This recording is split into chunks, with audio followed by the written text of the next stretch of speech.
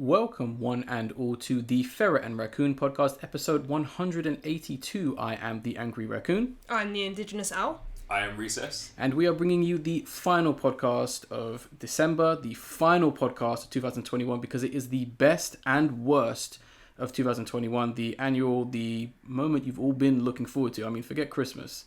It's all about this right here. All about this right here. And as you can tell, I'm joined by Owl and Recess on this podcast because just got to bring the crew back for this one. And before we kind of get into the main meat of it and just kind of get into our discussions, our best, our worst, most disappointed, and various other things regarding this year and next year, how have you guys been?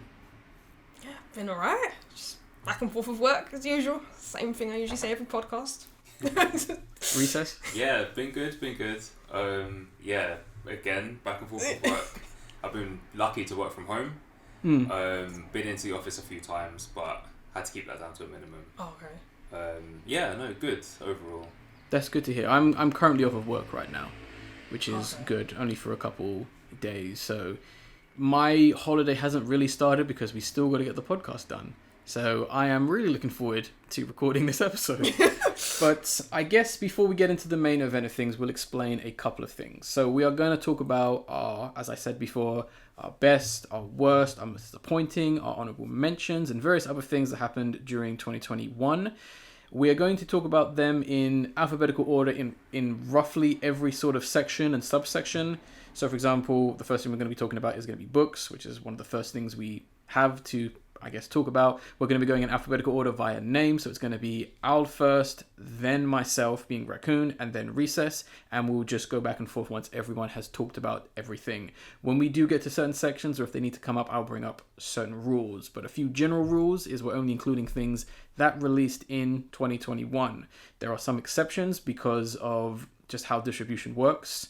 So for example, some films may have released in 2020 but didn't really get any kind of digital or theatrical release until 2021. Obviously, we have the added factor of COVID being a thing, so lots of things are being pushed back. Lots of things might seem old and outdated to some extent, so we're kind of being a little bit more lenient this time, given that everything is so far pushed back. And generally, we're just going to kind of cover everything and generally provide a good podcast. But we are starting off first with our first section, which is going to be books, and I believe it is just Recess who has this section, so go ahead. Yeah, so I've got a few comics that I want to talk about. Mm-hmm. I haven't read many comics this year, but I've got three that I'd like to mention. These are your top three? So these are my top three. Okay. Oh, cool. Yeah. So the first one is X-Men Demon Days. So that saga started off really great, actually, started off really high. So I love the idea behind it. It ties Marvel characters with like Japanese folklore. Oh, sick. Yeah, it's really cool, and the artwork is like very reminiscent of Japanese drawing, like the old school. Oh, wow. So it's really cool. But essentially, like there's humans and then spirits called yokai. Okay. So like earth, air, fire, water spirits that live together. Initially started off living together like peacefully. But then humans, like being as we are... And the Fire Nation came. Yeah, exactly. Being like greedy and just, I guess, corrupt. Oh, yeah. But it's interesting because we kind of do it in a way where we don't know that it's like encroaching on these yokai. Mm-hmm. So we kind of take their land without realising it. Uh-huh. And then the yokai kind of fight back. And then there's like now a war between humans and yokai. I think it's really cool how they tackle this. So like one of the first villains that you see is, I don't want to spoil it. I don't want to spoil it. They're referenced as Orochi, I think you pronounce it. Okay. But it is like a famous Marvel villain that has had a few two standalone movies recently. Okay. But I won't say who it is. Great. The main characters are Sai, I think you pronounce her name, and then her wolf friend Logan, which may or may not be a reference to a famous X-Man. But we'll see. Sounds like Cyclops. That's great. So yeah, they tackle this villain Orochi, and I guess essentially be the heroes and save the day. Okay. There are different stories. So that was the main storyline within the first comic. Mm-hmm. The second comic does have its own standalone character, but they are tied together somehow. I think it's a mini series, maybe like 5-6 parts. But definitely one to look out for. So that was X-Men Demon Days. Mm-hmm. My second one is Soul Plumber. So that's part of the DC Horror collection. So already DC Horror had my name on it. Mm-hmm. Boom, love it. But it's essentially about exorcisms, and there's this guy called Edgar who works at a gas station. Mm-hmm. So he's really, I guess, in need of money. Doesn't have much of like an education. Works at a gas station. Is very religious. One of his customers comes in, and who is kind of like a religious maniac, and invites him to an exorcism seminar. So from there, I kind of renamed the comic Edgar and the Demon Slayer. It's interesting. It's a weird one because although Edgar does do exorcisms, you're not sure whether he does them successfully or not, or whether he's just like going around and doing mass killings. So there's kind of a bit Great area. Yeah. Okay. That's interesting because I was speaking to Ace about some comics, and he mentioned I think it was Ice Cream Man, which I think is in the DC Horror. I think, but that's, as you can imagine, horror Ice Cream Man. You can imagine where that probably goes. Yeah. But it is interesting as well. You might also like the Constantine series as well. Okay. Given that he's all about, well, the whole idea with him, John Constantine, is that he killed himself, but he's essentially doing good so he can get back into heaven by doing like exorcisms and demon hunting and that, which is technically a loophole to get into heaven. Brilliant. So you might enjoy that, and other people who have enjoyed this series or want to go enjoy that series might enjoy that. So that's a quick recommendation. Boom. And then my last one is called Amazing Fantasy. Okay. So again, a Marvel one, straight into action. So this comic is sort of like a different universe or different world. Yeah. Main characters so far have been Captain America, Black Widow, and SpiderMan. So they've each got their, I guess, separate standalone stories, but then they kind of tie in and come together. Captain America supposedly dies on a battleship. Black Widow is trying to escape the Red Room, and then Spider-Man's having like a face-off with the Green Goblin. And then somehow they kind of all land on this, it seems like a magical island. It does seem a bit weird. So Captain America is met by these like lion type people. Spider-Man gets rescued by these bird people. And then Black Widow is rescued by a centaur, I believe it is. Sentinel. Centaur? The purple robot from X-Men. No. I don't know who the character is, but it's like a weird man and horse person. Right. Yeah. Okay. And then there's like orcs, there's dragons. It seems random, but I think it does or will come together in the end. Okay. And they seem to be in some sort of like purgatory land, because there are some dead characters that are living there. We don't know why, we don't know what's happening. But yeah, it's kind of like it's a little universe run by different tribes. It's been good so far. It's been good. That's interesting. Yeah, so I haven't really been keeping up with comics, so that's actually really interesting to hear some pretty cool ideas, especially when I guess the live action stuff is a little bit generic, but maybe we'll talk about that, because we are moving on to films, one of the biggest things we talk about on the podcast throughout the year. So obviously it should be interesting to see hear everyone's list. Al, I believe you're kicking off with feature-length films. Yeah, I'm going to be here for a while. Oh boy, strap in. Alright, so I'm going to start off with my honourable mentions. The first film I'm going to mention is Beckett. This is a feature-length film on Netflix, directed by, I'm going to butcher this name, Ferdinando City Filo Marino. Forgive me if I butchered that, I'm sorry. But this film features the actor John David Washington, who also played in Tenet and Black Klansman. This film essentially takes place in Greece. It's about Beckett and his girlfriend. They're on holiday there, and they're spending their last few days there, and Beckett starts driving into the next town over, but it's like a late night, so they're both kind of tired. And it's kind of stupid because he actually falls asleep driving and loses control of the car, and they fall off the cliff. So that was pretty stupid anyway. But then literally, the rest of the film goes south for Beckett. I'm not even going to get into like what happens after that. But basically, the whole film turns into like a game of cat and mouse. He's basically running from like some corrupt cops. Basically, they're like scheming something, but I'm not going to get too much into that because I don't want to spoil it. I felt like the film, the start off was pretty stupid because he was careless with the driving, but overall, like, you kind of grow to like the film because it's like you feel there's like a lot of tension when he's actually on the run trying to get back to like the capital to get back to the US embassy. But like, yeah, you just feel sorry for Beckett the whole time. But there are some unrealistic things that happen in the film that I feel like, okay, how did he survive that? But anyway, yeah, it's a decent watch. That's Beckett for you.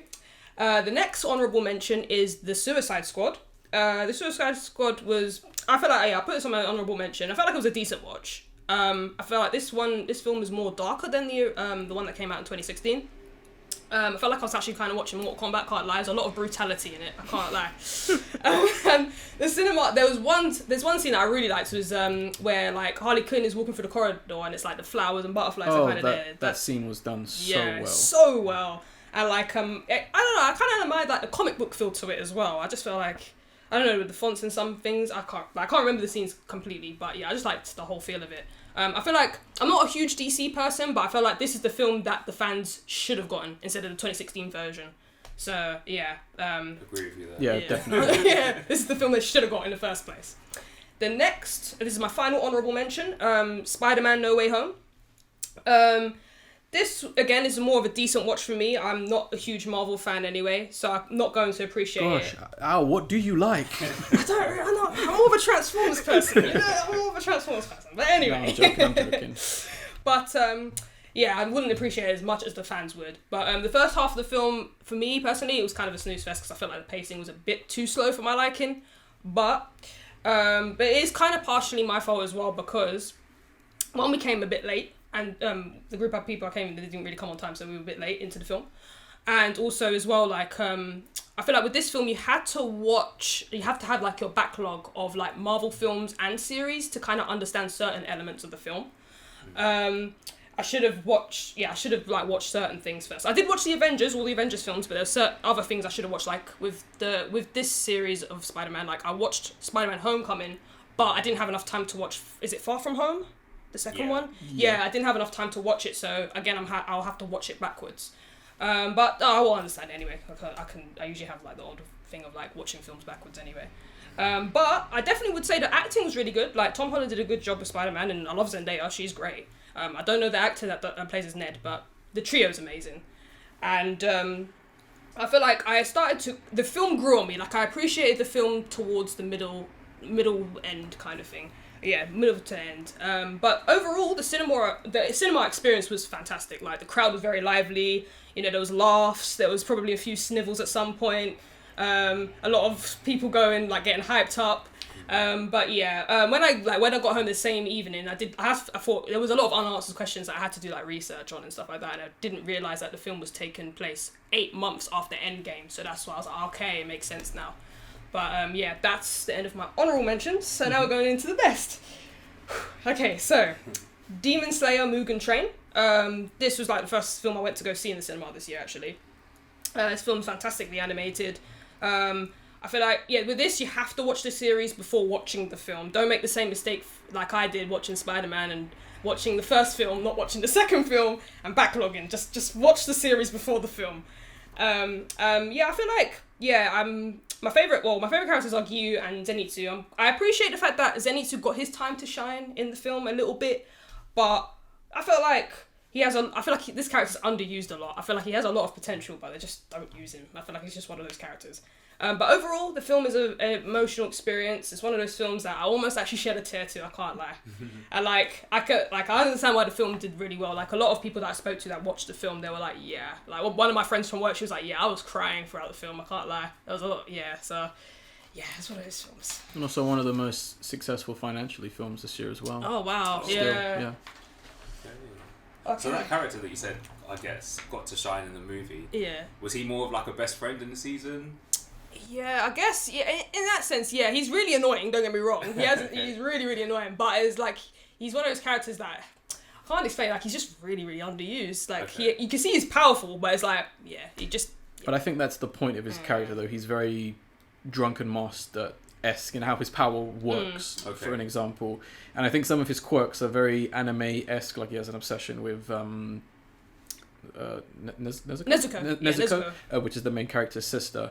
And that, I think, can sometimes ruin his character and ruin flows because he's like, it's too overt and it's like to the point where you get it. Like, I get where they're going with his character, but they haven't really done anything. So I kind of understand what you mean with that. Yeah. But yeah. All right, and the next film is Cruella. Uh-oh. I like Cruella. Yeah, Cruella's actually... Okay, I'll go into my points. But basically, Cruella, it was a very enjoyable film, so this film essentially takes place before 101 Dalmatians. It's about a young girl, Estella, who's passionate about making it in the fashion world.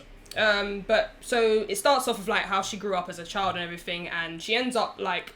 She runs away from home and she ends up in London, where she eventually meets a pair of thieves, so Jasper and Artie, who basically take a liking to her being up to mischief and stuff. So they meet as kids and then they make like a life for themselves by like pickpocketing people and that kind of thing.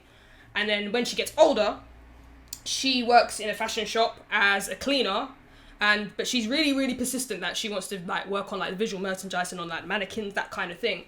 But the manager's not having it. She's like, no, she's the cleaner. She just needs to get on with her job. But she's unsatisfied. She decides to stay one night and change the shop display.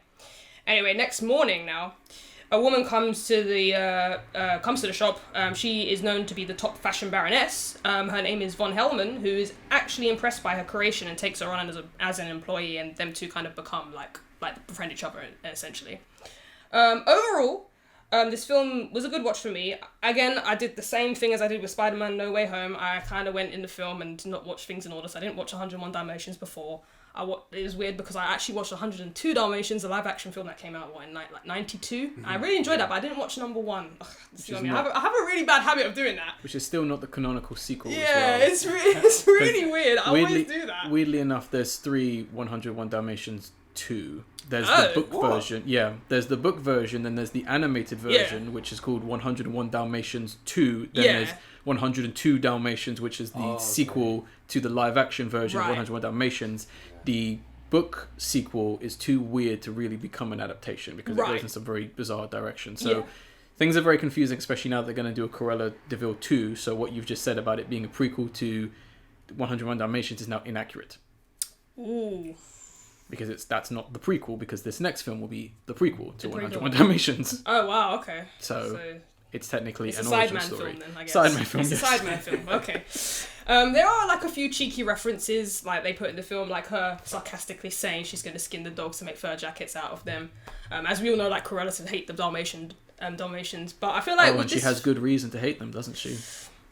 Or does she? I don't think she does. I feel like with this film, they're trying to make it like a thing like, oh yeah, she grows to like them and it's fine. She's just like trying to, I just don't know. But yeah, I didn't really like the fact that I don't know.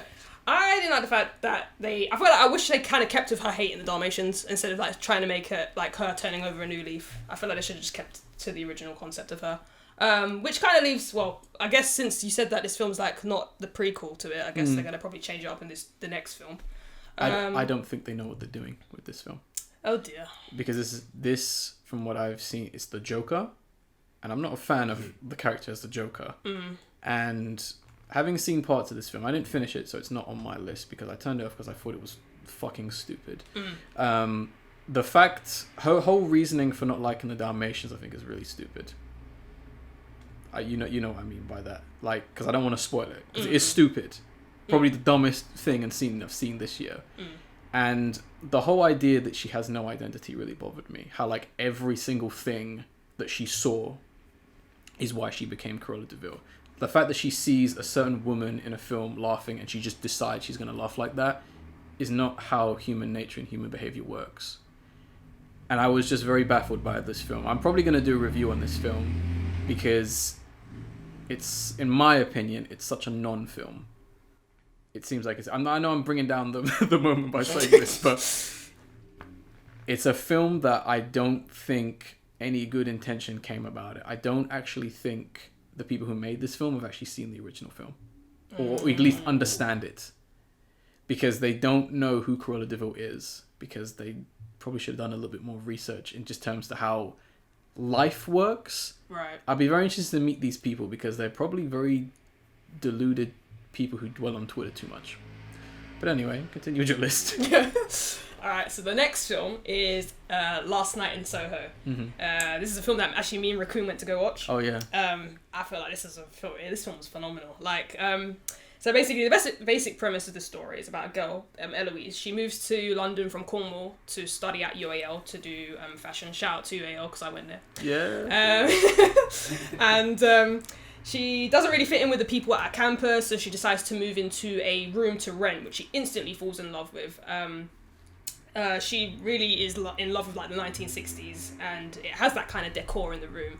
And I feel like actually in a way she kind of resonates with me a little bit. I'm not like a big fan of the 1960s, but I love the 1980s, and I feel like maybe she's one of those characters that feel like she was kind of born in the wrong generation. She should have been from that era. And I feel like I'm the same. I feel like I wish I kind of was like in my 20s in the 1980s. I just feel like sometimes because I really really love that era as well. And like she basically the plot gets interesting as she starts to have dreams, and it's actually set in the 1960s, and it's about a young singer, Sandy, basically who is I think she's trying to become a singer or something like that. Yes, performer. Yeah, performer essentially.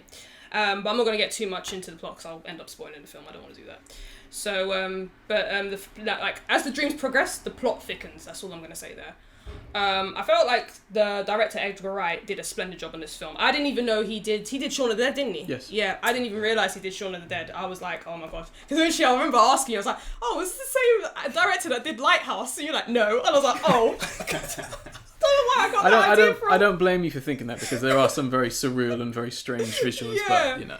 But I really, really liked the cinematography, especially in the room she was staying at nighttime where we had that red light in. It was really, it just set the scene so perfectly. I feel like this film is really underrated and hasn't got a lot of love that it deserves. Yeah, I agree with that. I think I'm going to go into some reasons why, but I do agree with you. I'm not trying to say like, oh, people... I know there's like a really weird sense where some people go, oh, you just reviewed it wrong or something like that. But I have noticed that ever since he finished off like Hot Fuzz and Shaun of the Dead, a lot of people compare his films a little bit too much to that. Yeah. Because every film after that has been different. But I do agree. I have seen some reviews and I've seen people clearly missing stuff or people who are clearly not... I hate to say this because it makes me sound like a snob, but like clearly not as well engrossed in film and film culture because this is a film for people who know about film. Yeah. And I'm not saying you can't enjoy that if you don't know the references or that I know, because I enjoyed them, but I don't think that they define the film. It's its own film. To a person who doesn't know what it's referencing, you know, it comes across as a very original film. To me, it comes across as a fantastic homage to what he was doing. But yeah, it's a very underrated film. Yeah, I'm glad it made your list. It made my list as well. Oh, that's good. Same here. Can't wait to hear your opinions. The next film I'm going to talk about is People Just Do Nothing in Japan. Yeah. This film essentially takes place 3 years after the series ended. So MC Grinder, who's like the leader in Corrupt FM, he's like now working as a postman. Beats is now working in a bowling alley with his stepson, and then Steve's is still based at the headquarters where they did like their radio in the series. And this is a film where you need to watch the series before watching the film. You have to, yeah. You can't. Yeah, obviously you're not going to understand anything at all. And basically their mundane lives are about to change, where Chibuddy G, he's like the manager of Corrupt FM, makes an announcement that their song Heart Monitor Rhythm has made a big success, massive success in Japan on a popular game show. And in return, the company would like to make like offer to make them a record deal. And the group reunite and travel to Japan, where they meet the people behind the scenes. So it's the manager Taka and the translator, his translator Miki, and they have like 2 other managers there, but I forgot the names. I think they're higher ups in the company, higher ups, yeah. And but Taka starts off to be just like this optimistic businessman, but he appears as an antagonist to Chabad's because he feels like Taka's trying to replace him as the manager for Corrupt FM. And eventually they accept the deal and collaborate. They collaborate together, not knowing like what is behind the deal, as Chabad's deleted the email with the small print. Gradually they start like reciting their new dance. Over time, like Taka's real intentions are starting to shine through as he starts to like divide up the group. giving more attention to Grinder. Like, for example, there's a bit where like they're doing a photo shoot and he like tells the others to kind of move back and he just wants to take pictures of Grinder. Yeah, despite the fact they're all dressed up the yeah, same. They're all and it just thinks like and they start to notice that that Grinder's getting more attention. It kind of starts rifts up between the group. What else? I feel like this film overall, like, I don't want to get too much into it again because again I'll spoil it. But overall, I feel like this film was really well done. The cinematography shots were really done well. I like the costume design as well when they're doing the photo shoot. I like that. I quite like that. Even though it wasn't about like that's not what Corrupted Film started off with. They kind of have like garage. They're based on garage, so it's like it was taken away from what they started off, the genre they started off with. Intentionally. Yeah, That's an intentional thing. Yeah. We should mention that. Yeah. Oh yeah. In case people think it's gone a bit too far. But overall, I feel like it wasn't a repeat of what the series did. I feel like the movie kind of did its own thing, which is a good thing. I feel like I'm glad that I didn't redo what the series did on a longer scale. But definitely worth a watch. Definitely watch the series as well. Yes. That is such a good mockumentary. Highly recommended. Yeah. So good. I haven't seen it. So nice. Definitely give it a check. It's on Netflix. Oh, great. Yeah. Okay. And then the final of the best films is King Richard.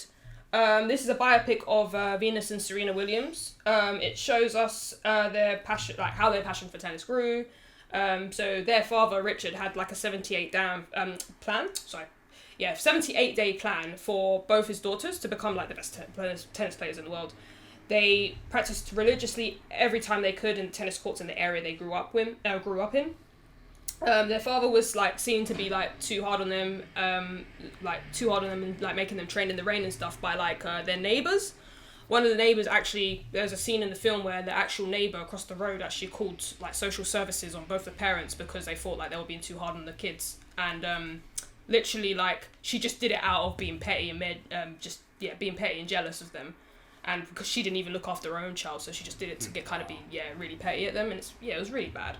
But in the rest of the film, basically, like, Richard is persistent on getting them trained by one of the best instructors in the area, Paul Cohen, who is he takes them to see them one day, and, like, he was skeptical, well, the trainer he was skeptical at first, but after seeing them play, he was like, oh, wow, like, he was actually amazed by them. But he actually only took on one of the siblings, which is Venus, and he trained her, but obviously it caused a bit of the rift between the sisters, because he obviously chose only one of the siblings rather than both of them. So, but the mother, she took Serena to train anyway, so it was like, she wasn't really like, she still, just to keep her ambitious and still keep her going. And then what happens is, kind of, in the halfway through the film, basically, they compete in the juniors. Venus goes to juniors to compete, and she beats everyone.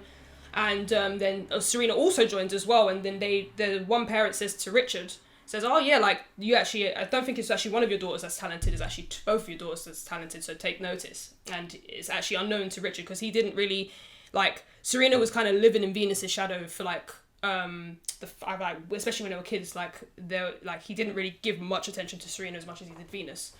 But, it proves wrong, and that's when the person told Richard, oh yeah, like, there's two people in the scene he actually took more notice.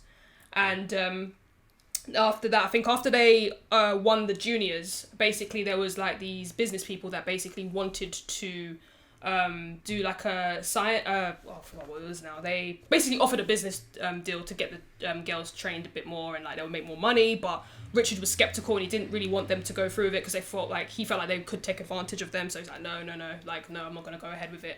And he basically took them to, I think after that, like, the coach that was with them said, oh, you're going to ruin their dreams, like, this could take them far, and it's like, no, I don't want to do it, like, Richard's like, no, he wasn't having it, and he ends up firing the first coach, and then eventually what happens is, he gets another coach who, oh my gosh, what is his name, Coach Ricky Marchi, I think I've pronounced the name right, he after, like, convincing and stuff, basically, he flies from Florida to come see them play, and he's really taken back. He's like, they're like phenomenal, and he takes on both of them and he trains them, and basically the family relocate to Florida, and after that basically the film kind of just progresses from there. Overall, this film was very inspirational.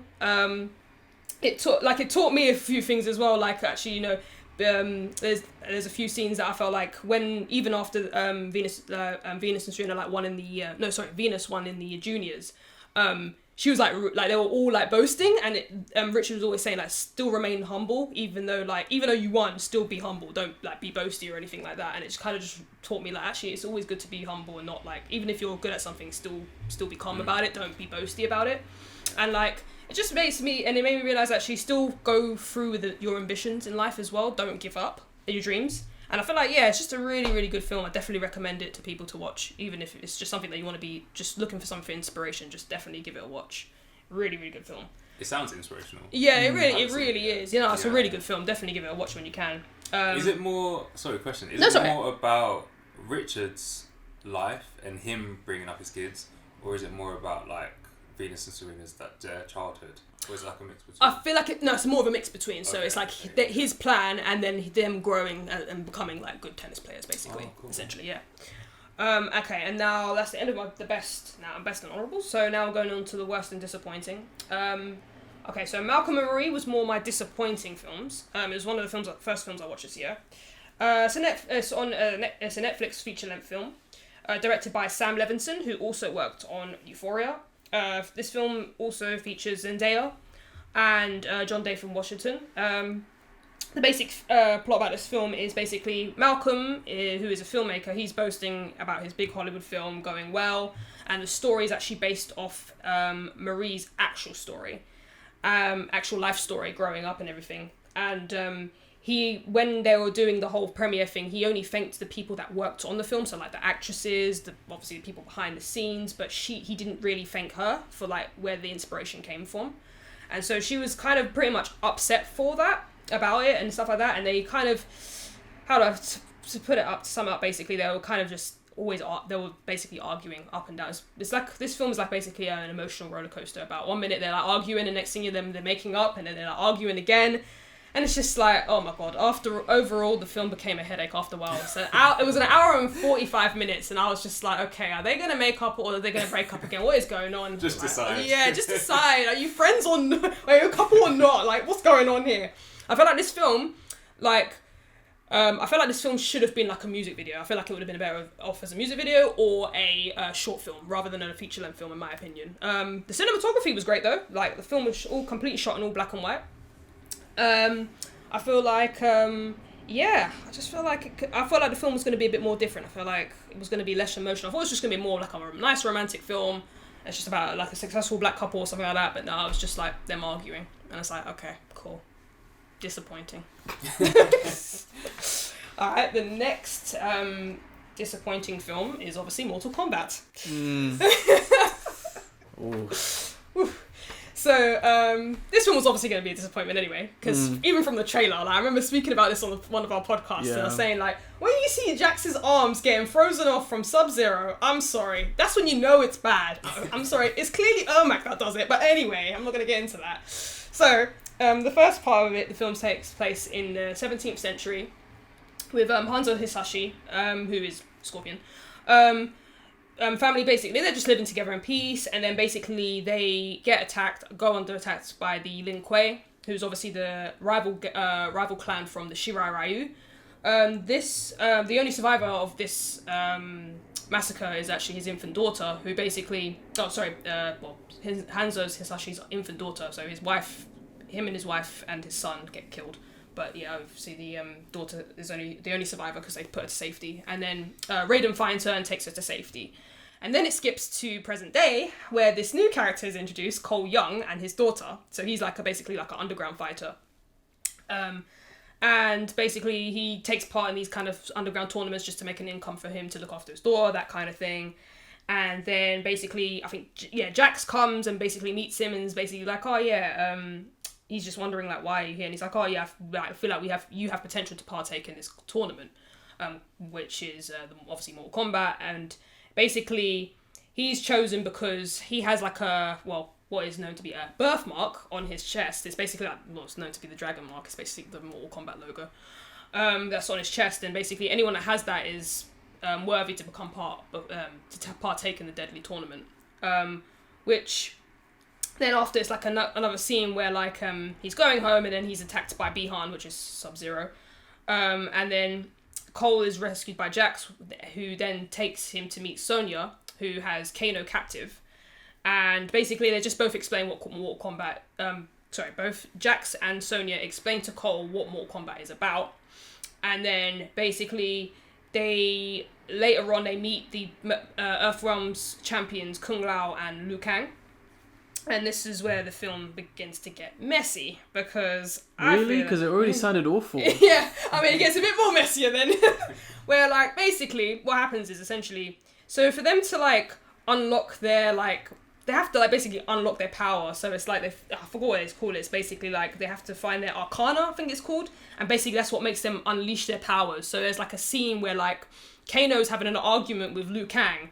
And then the next thing you know, because he's getting angrier, the laser beam comes out of his eye, and that's somehow how his ability awakens. And it's like, really? Wait, so he already had cybernetics on him? No, he didn't even have cybernetics on him in the film.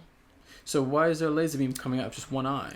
I don't know. Because reference. Because apparently he unlocked his Arcana. I mean, because of anger. But laser implies technology in some sense. He's not fucking Darkseid from fucking DC. Mate, I don't know. You know, you could stop right there because I'm already offended. I'm not even a big fan of Mortal Kombat, and I'm already just... No, go on. Oh, God. But yeah, I just felt like it was just... Oh, God. When it was saying that, I was like, okay, no, this is just a mess already. And then there's another thing that I didn't like as well. I didn't like what they did with Raiden's character as well. He kind of became... He was like a stereotypical just kind of master. Like, he just was hard to please. He was pretty much just like, oh yeah, there's no potential in Cole Young. Yeah, I don't really care about him. He was very monotone when he spoke. Whereas like in his game counterpart, he was just more like he just cared about the characters. He wasn't like, oh yeah, don't really have faith in you, Liu Kang. I don't have faith in you. It's like he just didn't have faith in anything. It's like he was one of those characters you had to prove him wrong kind of thing, which I didn't really like that about what they did with his character. Obviously they kept the element of obviously the whole Sub-Zero and Scorpion fight. That's the only thing they kept obviously true to the game. But other than that, yeah, very big disappointment. And are they making a second one? Yes, I believe they are. Yeah, it's sequel bait. Why? I don't know. I think they teased a new character at the end of They teased something, yeah. Yeah. They teased something. I'm not gonna say what it is, but yeah. Yeah, best not to. They'll probably get angry. Okay, so the worst film is obviously King Kong versus Godzilla. Oh. This film's an absolute joke. I can't even remember what happened in the film. That's literally because I watched it so long ago. I was like, what even happened? I can't even remember. Even when I was writing up about it, I was like, yeah, what happened again? I don't even remember. I didn't even bother to do research either. That's how bad it was. But I felt like what I remember is that the film is more about Kong rather than Godzilla, even though the main threat is from the Godzilla series. But I'm like, okay, cool, we want to focus on Kong. All right, it is what it is. But I understand after I remember like talking about it, and I think it's the reason why they focused more on Kong is because like Kong only had one movie, whereas Godzilla had two. So it's like, okay, we need to focus on Kong more so in this film. But yeah, I just don't remember the film and I don't want to talk about it anymore. And that's the end of that. Wouldn't recommend it? No. No. That film, just from looking at the trailer, was arse. But Al, is that it for you with films? Yes. Okay. That's me for films. I honestly did not watch a lot of films this year. Films were not on my radar whatsoever. There were tons of films I know about, just didn't have the time. So I literally just have 3. And they've already all been talked about, so they're not going to take that long. Number 3 is going to be Suicide Squad, directed by James Gunn. I kind of agree with a lot of the things that you've said, Al. I think this is the film that the fans should have got. It's the more superior film. I think James Gunn does a fantastic job with this character, with this idea. It doesn't just feel like Guardians of the Galaxy, which is great. Honestly, my favorite thing about this film is just how simple and straightforward it is. It just feels like a classic standalone one-off film. No bullshit, no real sequel baiting. No, you have to watch Superman versus Batman to understand why he's here. Oh my god, they made a reference to that guy who appeared back in 1964. No, there's none of that rubbish in this film. It's not the funniest film by Gunn, I would say. I wouldn't say I was laughing out loud, but it was a funny film. The characters had fantastic chemistry, in my opinion, and it did feel like, despite the fact that they only met a few hours ago, that it worked in some sense, and they really developed them and kind of like increasingly did fun and creative things with them, and a lot of great scenes as well. Like, you know, just the chemistry between Peacemaker and I forget Idris Elba's character's name. Is it Deadshot? It's not Deadshot. It's someone else. Bloodsport, I think it is. Oh. Bloodsport, they're very similar characters, but obviously Will Smith wouldn't come back. John Cena's performance as Peacemaker I thought was fantastic. He was a real like standout in that film. He was good. And I'm kind of glad that he's getting his own series to kind of hopefully do his own thing as that character and all that. So hopefully the best with that series. Great editing, great cinematography as well. The combination really created some fantastic memorable moments. Like we talked about the scene with Harley Quinn. That whole sequence was just so unique. I'm not really sure how exactly they did it, but it's certainly a very strong like moment and definitely like a highlight in terms of film. If I doubt it will, but if it deserves any kind of award recommendation, I think it should be based on that scene alone. Number 2 is going to be People Just Do Nothing, Big in Japan, directed by Jack Clow, I believe that's how you say his name. A lot of parallels could be made between Suicide Squad and this film to some extent, which is quite funny, but the film can only really truly be appreciated if you watch the series. I want to mention that one more time. But despite that, I still think that it can be enjoyed without said context. I think there's elements you can get it, because I think the characters are strong enough and are developed enough for you to kind of get where they're going. And it just works because it's such a strong concept in that there's a sense of realism and a relatability between these characters. They're delusional, but they're likable. And seeing them in like a setting that's so advanced and they're so behind in so many ways is such an interesting parallel. I mean, just one example very early in the film, which I can relate to, is when they're in Japan and looking for food and they finally find the McDonald's. Oh, yeah. And one of the characters literally says, "We did not come all this way just to have McDonald's," which is something that I admit did happen when I went to Japan. It wasn't McDonald's, it was something else. But I can relate to the whole aspect because, yeah, that exact line was said. And I do like, you know, just other aspects, like the fact that they intentionally try to take off their shoes at like the more like the CEO building, which is a great fish out of water kind of concept because they've done the bare minimum research. They've done enough research about Japan, but they haven't got it all. And that's kind of what's great about this film. I think their performances were spot on. It didn't feel like, oh, you know, MC Grinder would never say that or never do that. Like everyone played it perfectly. And I think it's definitely one of the stronger films. It's just nice to see a comedy like in cinemas because comedies unfortunately just died. I know on Twitter you can't make jokes anymore. You're not allowed to make jokes because you've upset someone and you deserve to be cancelled and killed and lynched and all that kind of stuff. How dare you even laugh? You know, that kind of rubbish. But my number 1 is going to go to Last Night in Soho, directed by Edgar Wright. His influences can really be felt in this film. More than any other film. He's clearly been inspired by films like Don't Look Now, which released back in 1973, Carrie, Stephen King's Carrie, not the remake, the original from 1976, Neon Demon, which was a 2016 film about the fashion industry and how it literally consumes people. 1977 Suspiria, directed by Dario Argento, and Giallo films, which I think was the main inspiration behind this film because a lot of the lighting, a lot of the visuals, a lot of these scenes are very referential to his films. And he even made a reference to one of his films in the film, which was awesome. I even double checked that as well.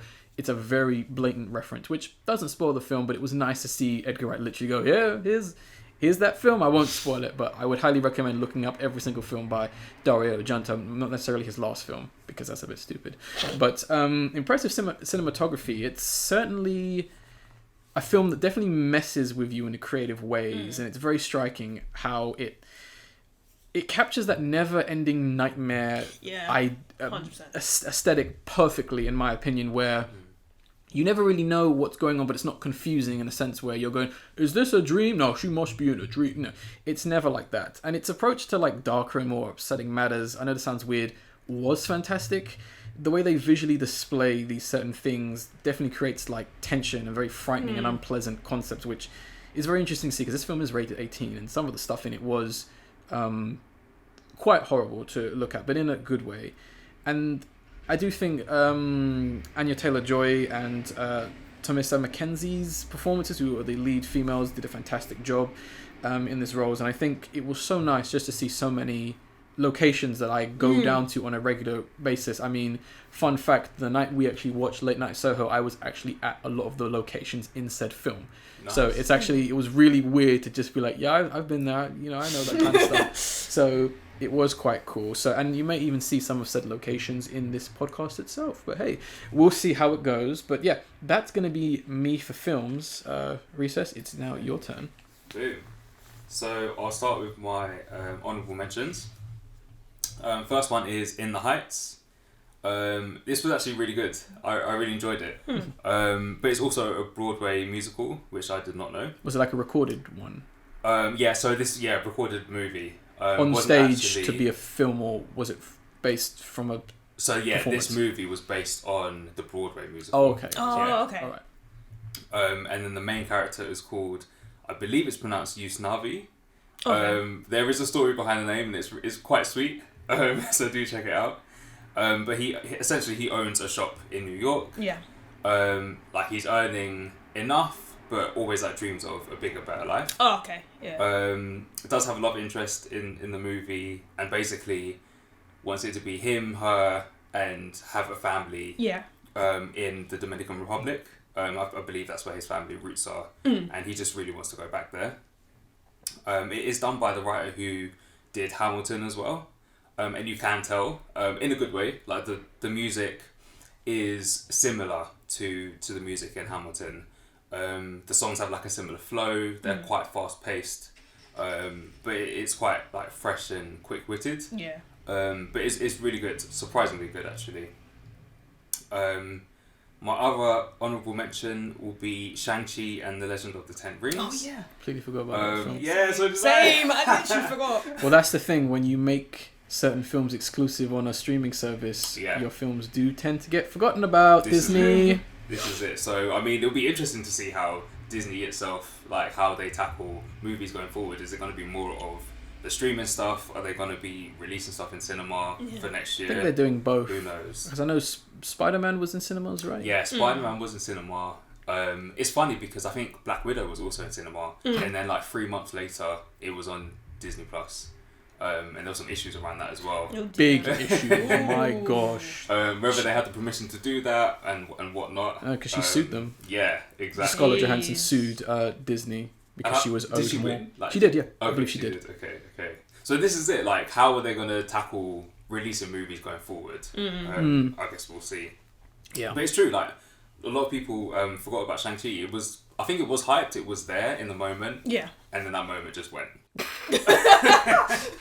I did enjoy it though. Yeah, it was a good film. So yeah, Shang-Chi kind of gets forced into this organisation called the Ten Rings. I guess family-run business. He was kind of forced into it. But it's it has like a romantic take on it. Because his dad, so they're in search of this mythical village called Ta Lo. And essentially his dad is trying to save Shang-Chi's mum, or the spirit of Shang-Chi's mum, shall I say. I won't go into that much. Yeah. Don't want to give anything away. But her spirit, end quote, is kind of locked behind this door called the Dark Gate, which was, I guess, created by this mythical creature. I won't say because it is quite visually striking. And essentially they're trying to break that door down. But I do like the story, as I said, kind of romantic vibes to it. It kind of showcases what people will do and like the levels they'll go to for love. But it also packs in martial arts and then has that very nice like visual features of like demons and mythical creatures. So yeah, it's definitely one to watch. Yeah, just to echo off that, actually, even though I said I'm not a big Marvel fan, it was actually one of my more favourite Marvel films to watch. Actually, definitely. Nice. Yeah. That's good then. I come from a non-Marvel fan. That's cool. No, good.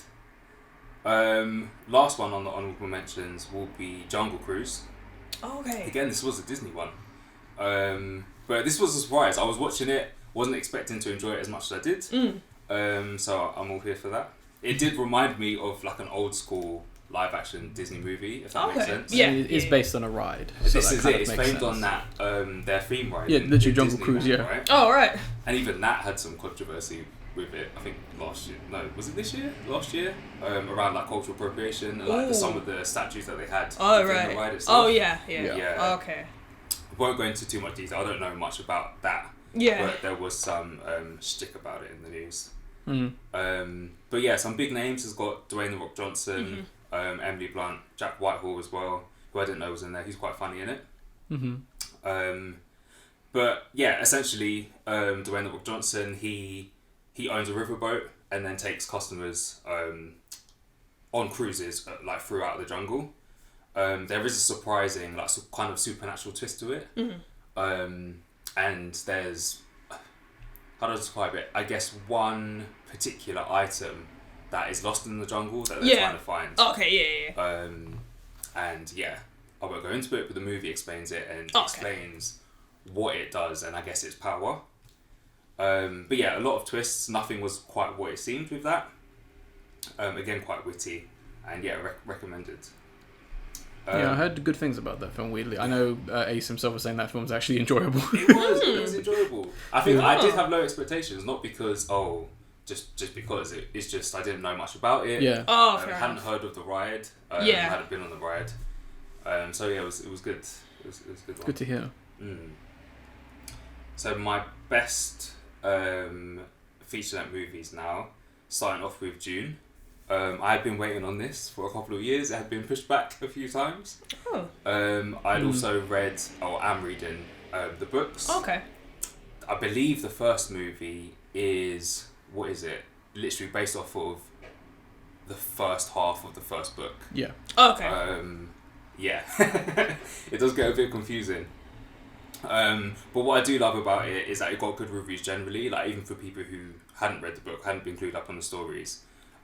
Enjoyed the movie, which I'm happy about, because in my opinion the movie was quite slow paced. Yeah. And I didn't think, same as the book, quite slow paced, very detailed, and I didn't know how they were gonna bring that across in the movie. Yeah. And get a good response. Yeah. But they pulled it off, I think. So yeah, I'm glad it's got the success that it has done, and a second part has been confirmed.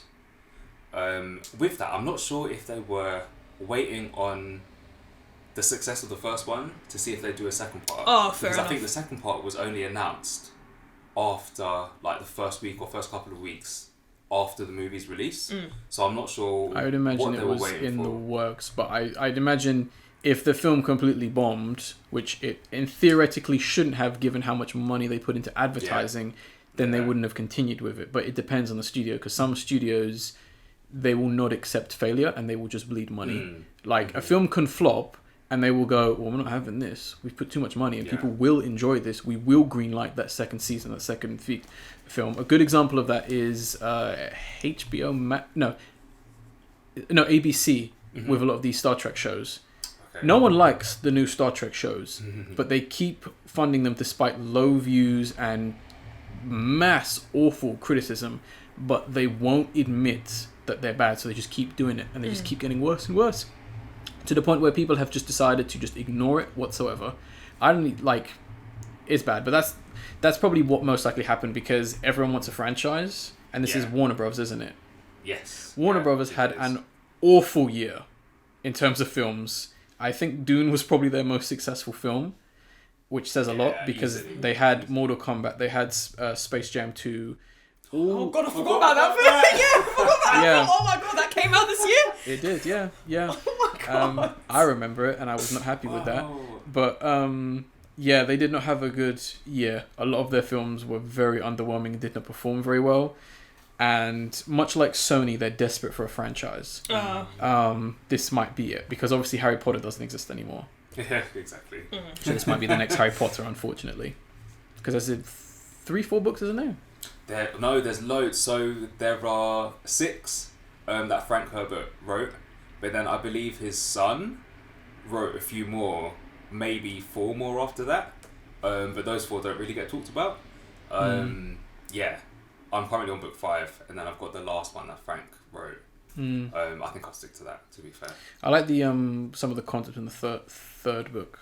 Yeah, this is it. So although it's a long series and the books are, as I said, they're very detailed, they're each tackled in a successful way. They are linked, but I guess their approach is slightly different, which is good. I appreciate it. I can't remember which book it is that has like the more telepathic worm.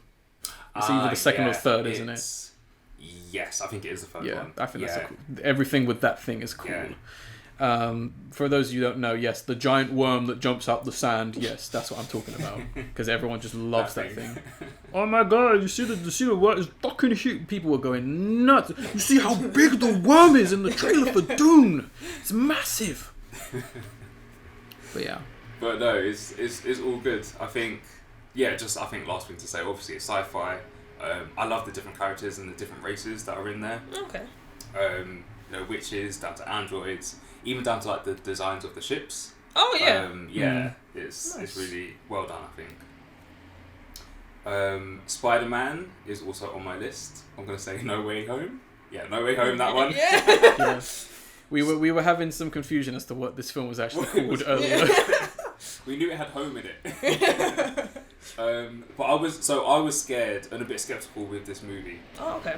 Just because I knew it had the inclusion of the multiverse, and I wasn't sure how they were going to tackle that aspect of it. Because you could easily mess it up. Yeah, exactly. Yeah, it could go wrong. And there was a lot going on in this movie, but I still think it was done well. I still think it flowed well. Even with some of the characters, so I knew which characters from past movies were going to make an entrance. And I wasn't sure if it was going to be a fact of, I've already seen this movie, like how are they going to make it fresh? Oh, but fair I think enough. they pulled it off. As I said before, there was a lot packed in, there was a lot to tackle, but it didn't feel all over the place like some movies, Eternals. Ooh, shots fired. But it was really solid, and Willem Dafoe is my favourite character. His acting was good. on point. He was good. I think he was one of the best things about it. So that's Spider-Man. I've got 2 more on my favourites. So the next one is Luca. So this is wait, why are you laughing? No. It's not that I haven't liked it. It's just it's a film that I kind of haven't seen, but I've seen the ending. Okay. Only because of my job and how that works. I just happen to be there when the ending happens, so I know how it ends, but I don't understand the concept of the ending. Right. You know what? So it's on my best. I really enjoyed it. Luca and his friend Alberto are essentially sea monsters, but when they come out of the water, they kind of transform into humans. They look like humans. So it works on splash logic. Yeah, exactly. Splash. Yeah. Wait, how many splashes were there? The first one, I think there were 2, right? Was there a second? I think there was a second, really bad second one, but the first one was great. Okay. But yeah, it's essentially a really sweet tale about relationships and friendship and I guess acceptance. So like not being afraid of who you are or what other people think about you. Okay. That's what I did really like about it. It challenged, I guess, big issues, but in like an easy way, if that makes sense. Yeah, that makes sense. It wasn't nothing too stressful. It was quite enjoyable.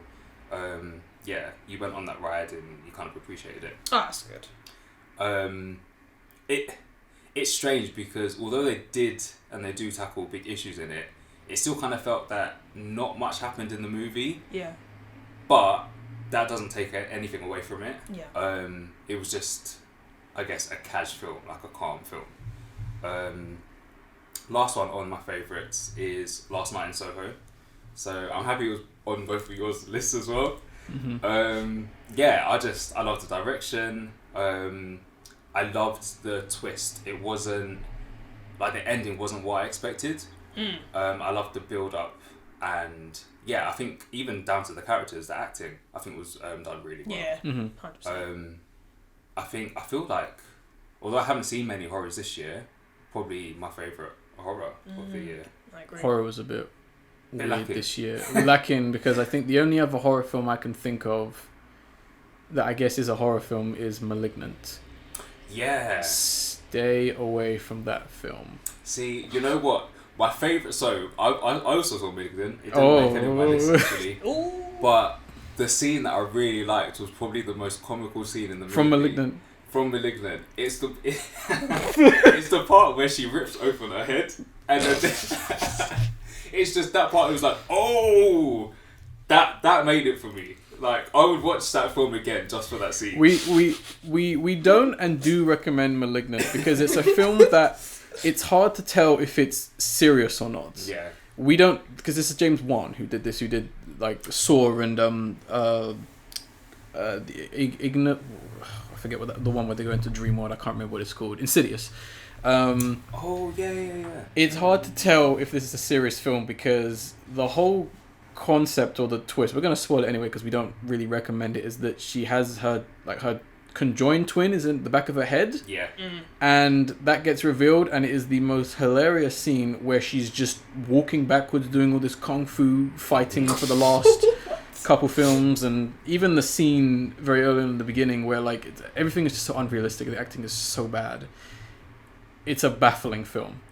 It's one of those films that I think people are going to not understand as time goes on, but go ahead, Recess. Yeah.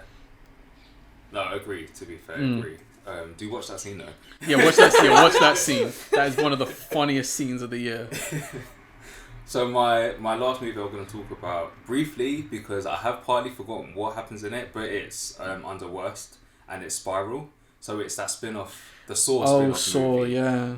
Directed by the comedian Chris Rock. Wait, so Chris Rock stars in it? Does he also direct it? He directed it, yes. Ah, okay. Yeah. Interesting.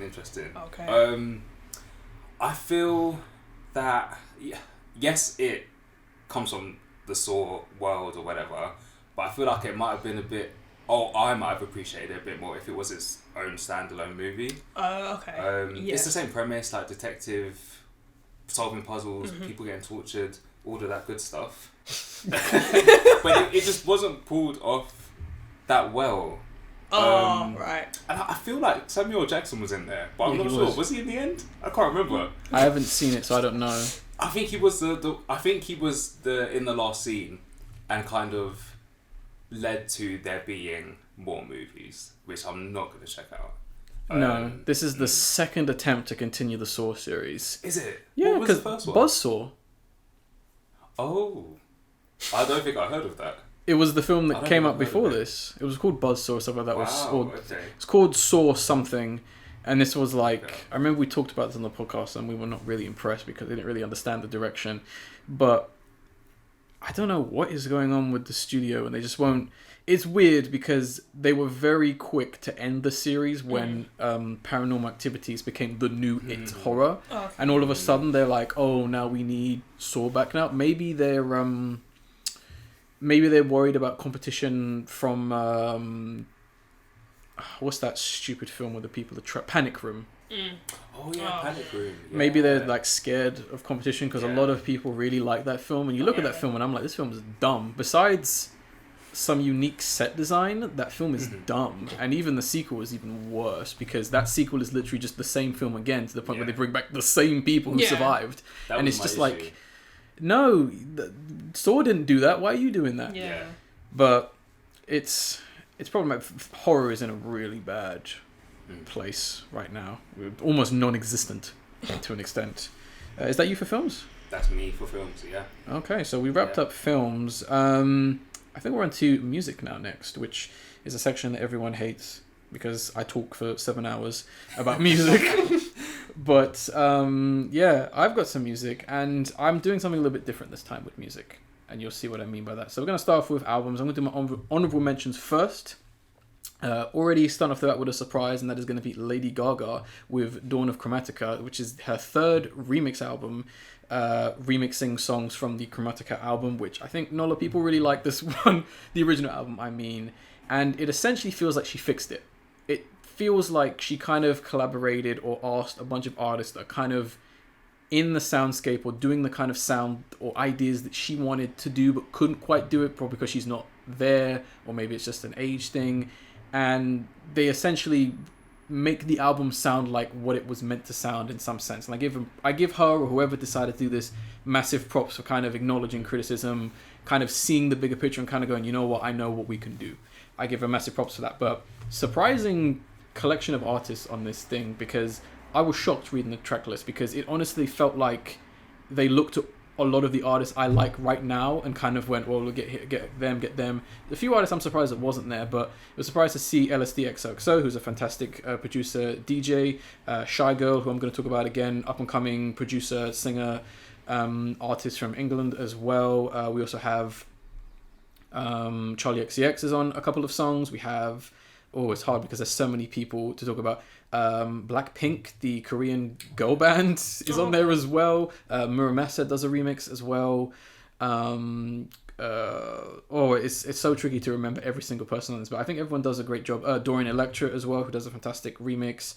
I forget her name, but she's the I forget her name, but yeah, she's there's quite a few tracks on this, but I just want to give it props. This is definitely something to listen to if you're into that kind of style and that sound. Number 2, I'm kind of a bit upset that I have to put it here in honorable mentions. It's only because I didn't have enough time to truly, really get into this album. It's going to be an album that on more listens I'm really going to love and really going to get, and that's going to be JPEG Mafia with LP, just simply titled LP, 4th studio album. Fantastic, experimental, loud, abrasive rap from JPEG Mafia, one of the best rappers right now, period. I really like the sound he's going for. A very experimental, very electronic, and very danceable album to some extent. And I do love a lot of the lines, a lot of things he talks about on this album, kind of referencing his more prominent success, still talking about the haters, still talking about these fake fucking rappers who want to talk shit to him but are making so much generic music. And very introspective lines as well. One line I love is where he talks about how he relates this world to being a video game, and he basically says, in this game, the cops have cheat codes. Which I thought was pretty funny, but obviously quite sad at the same time. And my final honorable mention, number 1, is going to be for Zach Fox with Shut the Fuck Up Talking to Me, which is his debut album. 25 minutes long, and basically it is what the title is. It's basically him bragging, talking about his success, and telling people to shut the fuck up. Okay. For first album, it's going out there. Yep, cool. He does not care. It is all about literally just shut up, I'm feeling me, whatever, I don't care, I'm going to insult you, now go away. Pretty much that's his whole album. Probably one of the funniest albums I've heard this year. Okay. So many quotable and great lines, even just off the first song, which I believe is just called where he literally says, all my niggas are evil, look like all my people are evil, look like they're off Beetlejuice. Cool. Great lines. I think even in the song, one of my favorite tracks, Fafo, which has a great kind of chorus where he just simply repeats "fuck around and find out," which kind of throws it back to the old school lo-fi kind of rap sound, despite the chorus being very, very repetitive.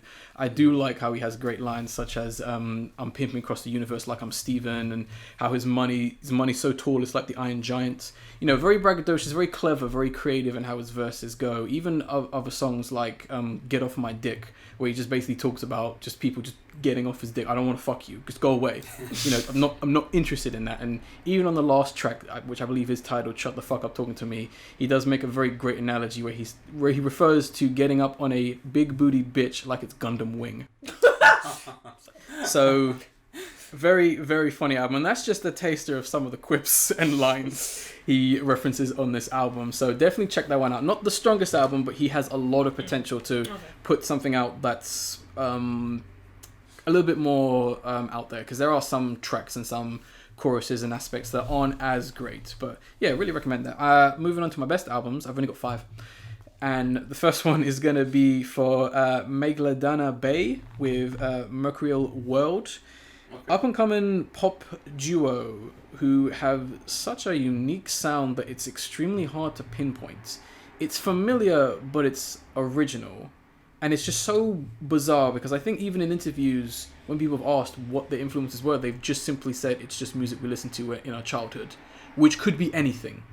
But they definitely have a very unique sound in this album. It's very electronic, synth, 80s, kind of throwback, modern day pop, dance, electronic, with some elements of rock and other experimental ideas. It's definitely a genre-defining, redefining album that I would honestly recommend everyone listen to, just to give them some more praise and attention, because they honestly deserve it, because it's their first proper studio album and they've pretty much already nailed it.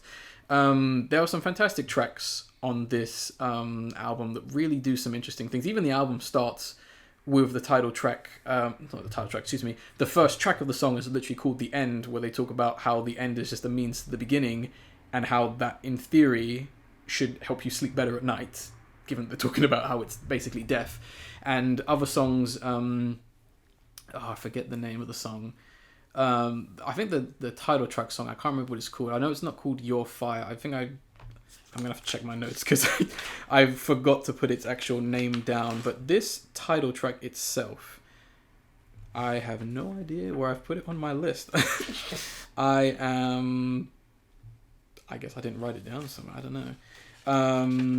I think I put it under music. Excuse me, guys. Yeah, Secrets, which is also double titled as Your Fire. It's a fantastic electronic kind of soundscape. You got songs like Satirical Us, which has this like beautiful kind of almost beach house dream pop like vibe to it.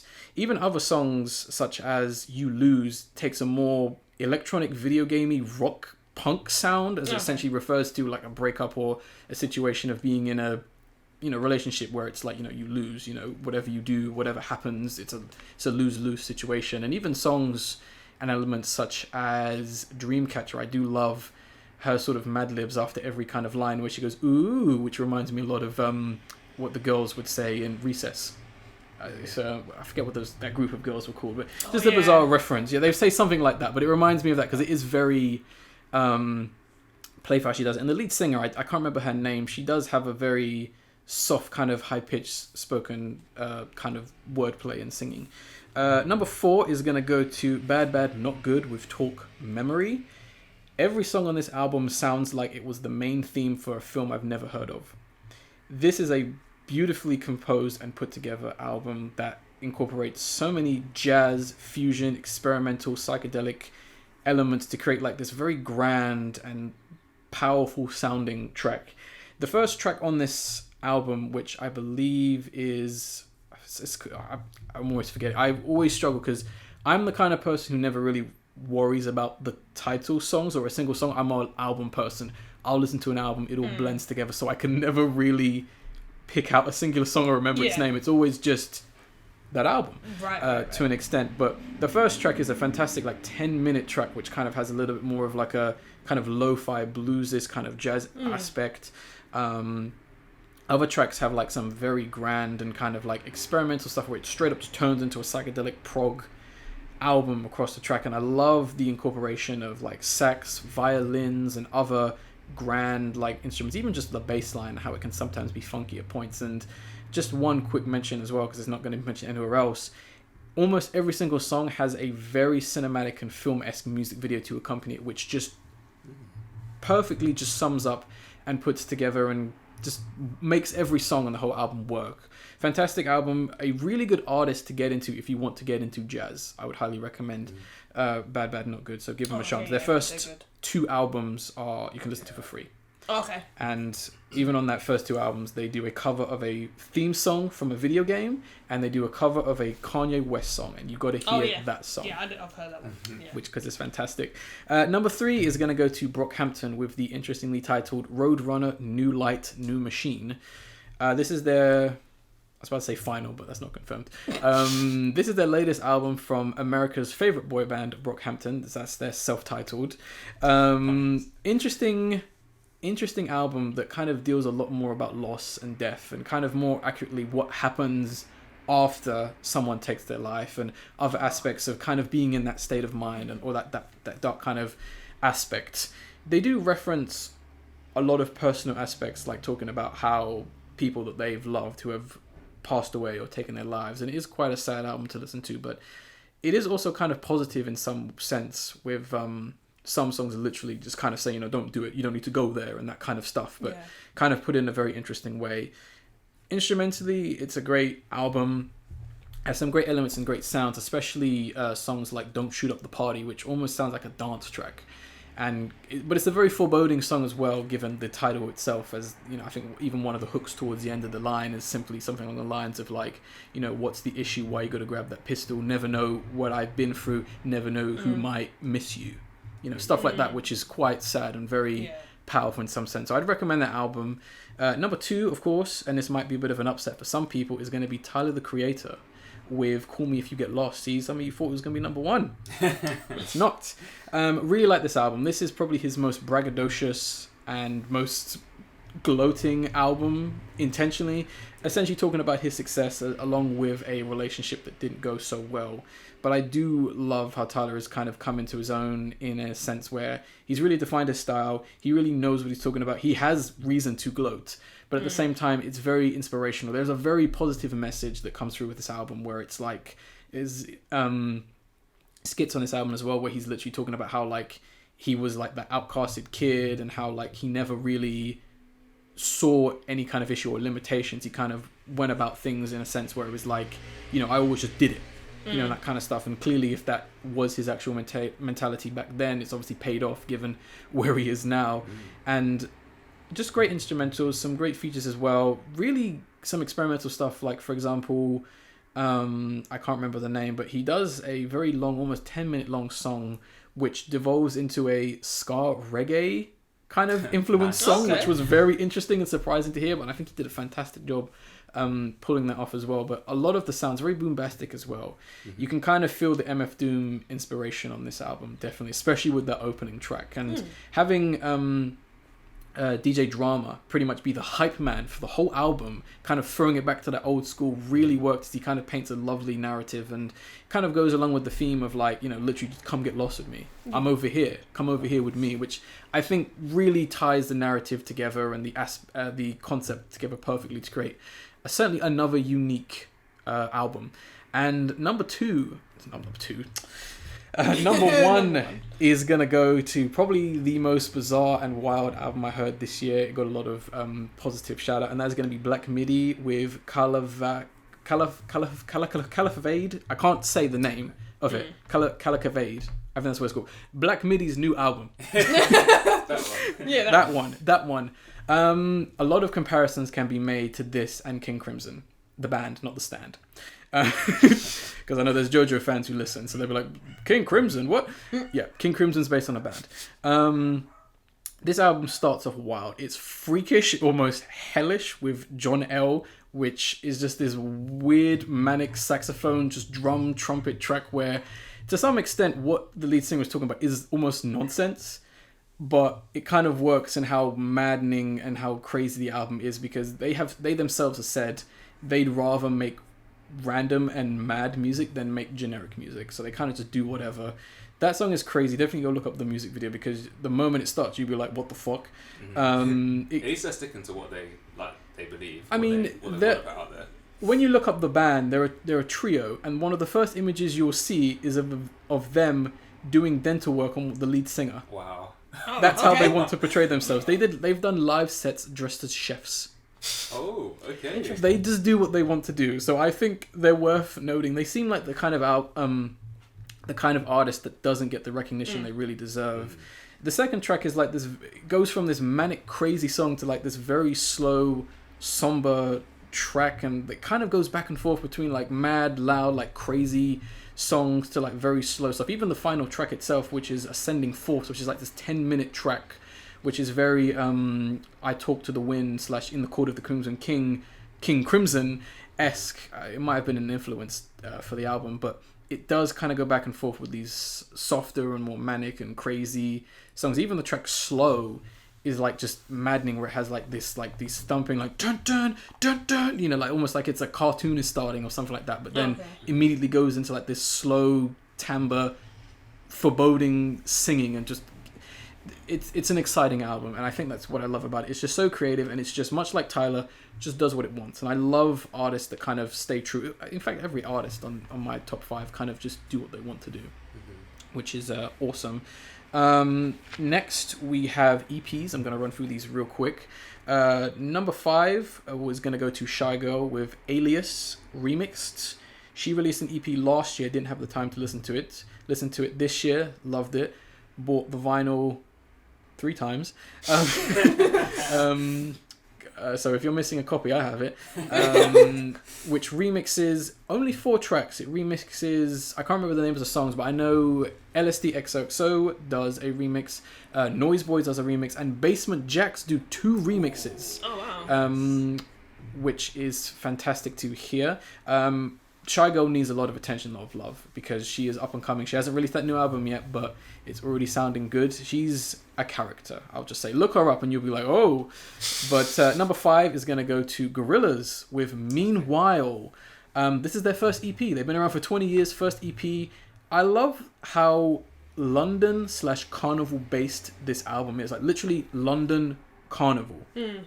That's the main theme of this. Even literally referencing it, kind of having that general steel drum kind of lo-fi sound. Even the vinyl itself, it's not out yet, looks like it's something you would pick up flicking through a box during Carnival. Love this track. Didn't so much like the first 2 tracks, but the title track itself, Meanwhile, is a fantastic track that kind of is in spirit and honor of like black culture, London-based spirit culture, and it's just really nice. I do love how the lead singer kind of talks about how he misses it and how it's like something that's so important to him and so important to someone else. I think they really nailed it with that track in particular. Number 4 is going to go to JPEG Mafia with EP2. He released EP1 last year, which was great. EP2 kind of is more of the same tracks, kind of just him throwing a couple of bunch of tracks. I do love the track Fix Yourself, because he is really just kind of literally saying, you know, you need to come on guys, like literally you need to, things aren't great, but you need to really step up, especially in the industry, especially in your life. Literally from one line saying, you know, 2020 niggas out here with no clue, no plan, and no mask. You know, literally just throwing some people on the bus, and even just saying, and even funny and creative lines like saying, I love my baby like Trump loves Putin in a different way. Great stuff from him. Topical then. Yeah, very topical, but funny in a sense. Number 3, this is the latest release. This came out days before recording. And that is going to be Tierra Whack with R&B ? 3 tracks. Maybe her last release, because she, I guess, went on Twitter and was like, I'm done making music, so I don't know what the hell was going on with her. Probably her most personal and vulnerable EP. The title track itself, simply titled Heaven, is a song where she literally, it's very simple, almost intentionally sequel, where she literally talks about how heaven is her favorite place, how heaven is where her favorite people are, and how she wants to go there, and how she wants to do a show there. It's very simple. Even one other example of her talking about how a relationship has gone wrong, and how even the song Cutting Onions, which refers to how, like, she talks about how her grandmother died, you know, she was cutting onions, I don't want to say nothing.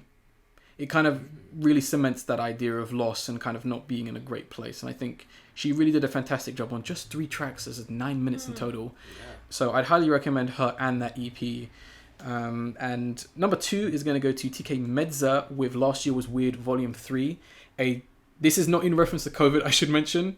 The previous Last Year Was Weird volumes came out before COVID, but they're unfortunately very fitting now. Fantastic R&B, rap, soul kind of vibe. Absolutely loved every track on this track. Even songs like, which I'm going to talk about slightly later on, Kim, where she's just literally talking about how she's Kim. I'm not going to say what Kim, but she's Kim, and she wants you to know that she's Kim on this song. Really great stuff. Even songs like Honey, which has like slightly more like danceable kind of experimental like track, where she's just kind of just talking about like lavish stuff and how she's almost like a monster to some extent in terms and reference to fame. And my final EP is going to go to Kero Kero Bonito with Civilization 2. Fantastic electronic sound, by far some of my favorite tracks coming off of this. The first song itself, which talks about the princess and the clock, which is essentially more of like a narrative story, which talks about, I won't read the story because it is nice, but Sarah's vocals on this track are just beautiful, and they definitely do sound like how you would want someone to tell you a fairy tale story, which works. I can't remember the name of it, but it's named after a date in the second track, and that essentially talks about lockdown and COVID, and the way she goes about describing things in life, like it's so beautiful. Where she talks about how like every shop has rainbows, but yet they're all closed, and how she can hear like a birthday in the distance, but she can hear the parents saying we'll celebrate that next time, and stuff like that is really sweet. And how like she just kind of is just going about viewing the world and how COVID has changed, but it's kind of trying to see paint a more positive aspect of where the world was or is at the same time, which I think is beautiful. And then we get to the final track, which is Well Rested. Unofficially, this is my favorite song of the year. I can't include it because of my own rules. This track is a 7-minute electronic experimental, throwing it back to the 90s monster of a track, which kind of goes on these really interesting and amazing ideas of civilization and how civilization will rise, will come about, we will stay around, we're waiting for that next cycle.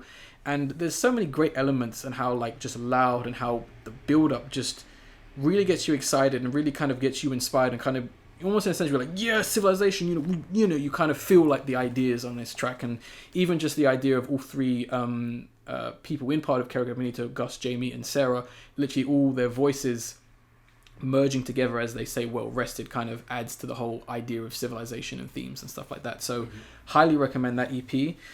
Music videos, I'm going to run through these really quickly because you guys really just need to watch these music videos because I think they're fantastic. Number 10 is going to go to Dorian Electra with My Agenda, directed by them and Mike Diva and Weston Allen. So 3 people directed this. If you're homophobic, don't watch this music video. Do not watch this music video because it is that's all I'm going to say, but it's ridiculous. Dorian Electra is essentially some kind of dictator who is making everyone drink the water so that they're gay, or more gay appreciating to some extent. It's kind of hard to say. It also features the political girl band, sorry my voice is going, Pussy Riot, as well as the Village People, as in the people who did YMCA, so very appropriate. But how she's dressed, how she looks, making anime references, making references to a very, very funny and bizarre meme in this music video, and other things that just appear in this music video is just so bizarre, but it's really funny at the same time. Number 9 is going to Megalodona Bay with Secrets. I've already talked about this song. It kind of takes the element of like the early internet, pop-up adverts and kind of early internet aesthetic, which I think is really clever and really funny, and it really adds to the idea and kind of like sonically some of the ideas of that, even just because even on that track itself, I can't remember the other guy who I guess does the producing, he has a lot of ad-libs where he's like, you're on fire, and it's kind of funny to see that visual element of things literally being set on fire as he says that kind of come through in the visuals, which is quite hilarious. Number 8, if I can turn my page, is going to be TK Medza with Kim. Once again, I've already mentioned this song, but yeah, she's talking about Kim. She's a big fan of Kim. She dresses as Kim, and yeah, she just Kim. That's what I'm going to say. Is the key word with this music video. Another song I've already talked about, and that is going to be number 7 with Black Midi with Slow, directed by Gustav Hensdas. I don't know what the hell is going on in this music video. There is a story there. I'm just not sure what it is. It's clearly doing whatever. There's so many visual styles happening, and it's just insane. You need to watch this music video, and it's a good track to get into Black Midi with as well. Number 6 is going to be Freddie Gibbs and Schoolboy Q with Gang Signs, directed by Aaron Hems, with illustrations based by Gabriel Alcala. Is it Alcala? Yeah, Alcala. I love the combination of Freddie Gibbs talking about how he's so old school, how he's pretty much a gangster, and all this kind of lifestyle intertwined with visuals that look like they're off like a children's cartoon. But there's also a weird sense of realism because the world they're in is very much the real world. Freddie Gibbs himself is depicted as a pink rabbit, whereas Schoolboy Q is a turtle. And there's a very funny ideas and elements in there. Like obviously the cops are police. You've got other gang members who are like mice. Excuse me, sorry, I just knocked the mic. There's another funny scene where you see that he has a bunch of there's like a dog dancing in the background because obviously you got to have your hoes and your bitches dancing, that kind of stuff. Standard, but done in a very like, this is like the kids version of the gangster lifestyle kind of aesthetic, which I think is really clever. Number 5 is going to Ashiniko with Slumber Party. Fantastic and really silly song. I'm surprised she managed to get a dildo in the music video. Okay. I'm surprised she's allowed to show that. Yeah, she does hold it. So it wasn't even pixelated? No, you can see it. Damn. Yeah, and it's moving and everything. I don't know the exact brand of it, but it's one that moves. Wow. Yeah, she has it in the music video. And the whole song and the whole idea is very, like, sex appeal. The whole idea is, what happens at the sleepover party. You make out with your this and that kind of stuff. And it does kind of go together very well. I love the styling in this music video in terms of what they're and her dancers are wearing. The dancing itself is very... It doesn't seem like it was choreographed. It doesn't seem like it was organized in a good way, where it seems like she's just kind of writhing or expressing her desires and kind of lines in a sense, but it's a really funny music video, and don't take it too seriously. Number 4 is going to go to Tyler the Creator with Corso, which is a dog, directed by Wolf Haley, aka Tyler the Creator himself. Really simple, great music video that just definitely really shows Tyler's passion and love for what he's doing and kind of where he's at the same time. It's almost a one-take shot, and it really emphasizes the song and the meanings and the impact by it, but I absolutely love it. Number 3, you might have to help me with this one, Recess, and that's going to be Snow Allegra? Oh yeah, Snow Allegra. Snow Allegra, sorry. With Neon Peach, directed by IPW. Fantastic stylistic music video. It's a fantastic track in of itself, but I love the camera work and the cinematography in this. What she's wearing is so odd and bizarre. She's in like the tinfoil outfit, and then she has like the weird dominatrix latex outfit with like this big purple fluffy hat. Even Tyler himself just driving around in a tiny little car. Aesthetics, it just works so well, and it's a really great music video. Number 3 is it's number 3. I keep getting my numbers mixed up. Number 2, I can't really say the artist's name or the name of it, but I know in French they're called The Empress, and this song is called Hermitage, spelled Hemataone. I forgot to put the animator's name down, but this is a fantastic music video that essentially follows a gorilla who everything she touches seems to change, and she's clearly not happy with how things change or how things are perceived and seen. And it has a very unique and interesting kind of independent experimental design and style to it, but it's a really great music video. And number 1 is going to go to McBasey with Waterslide, animated by McBees. Fantastic and dark and interesting music video, which kind of talks and kind of references the whole idea of cycles and new things happening in a very interesting and dark kind of way, kind of making references to water slides and theme parks and how you can make allegations to hell in that sense. But absolutely love the animation, how this one worked. Final section, bear with me guys. Songs. Now I'm going to do something different. I'm only going to include artists I have not talked about already, just to keep things nice and varied. Okay. So although number 1 is not necessarily my favorite song of the year, these are all songs I absolutely love, but they kind of fall in line in other weird places. Number 10 is going to be Chemical Brothers with The Darkness That You Fear.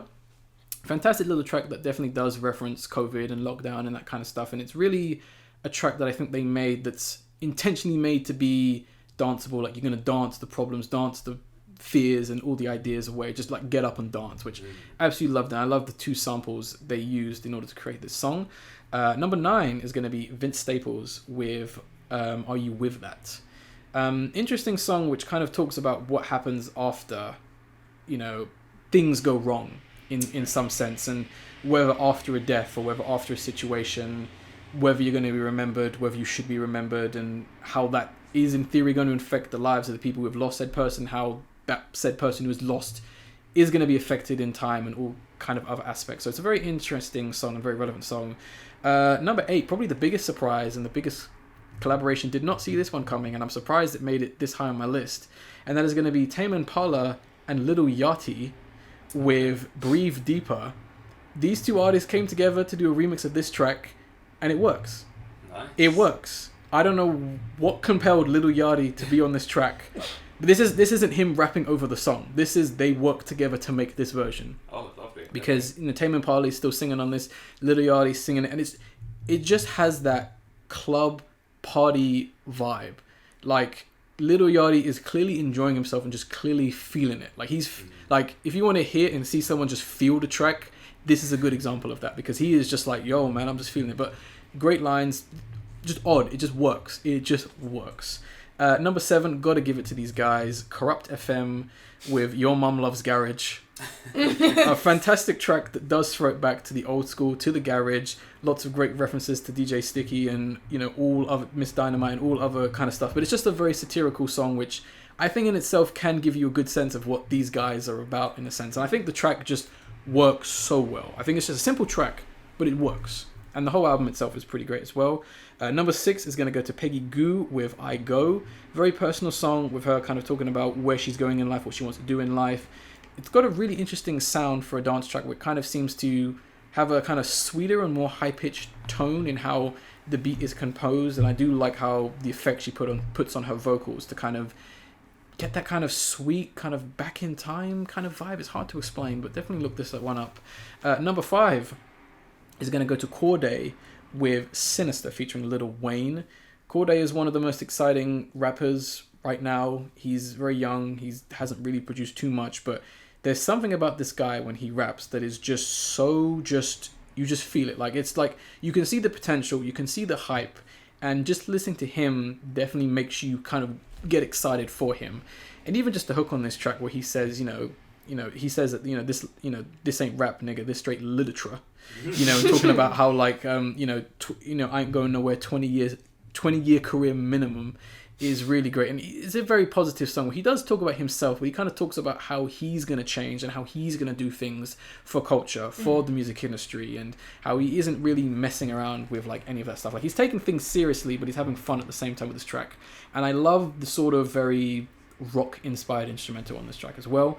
Number 4 goes to probably one of the most ridiculous artists right now that I can think of, and that is going to be Party Boy 69 with Freaking You Out.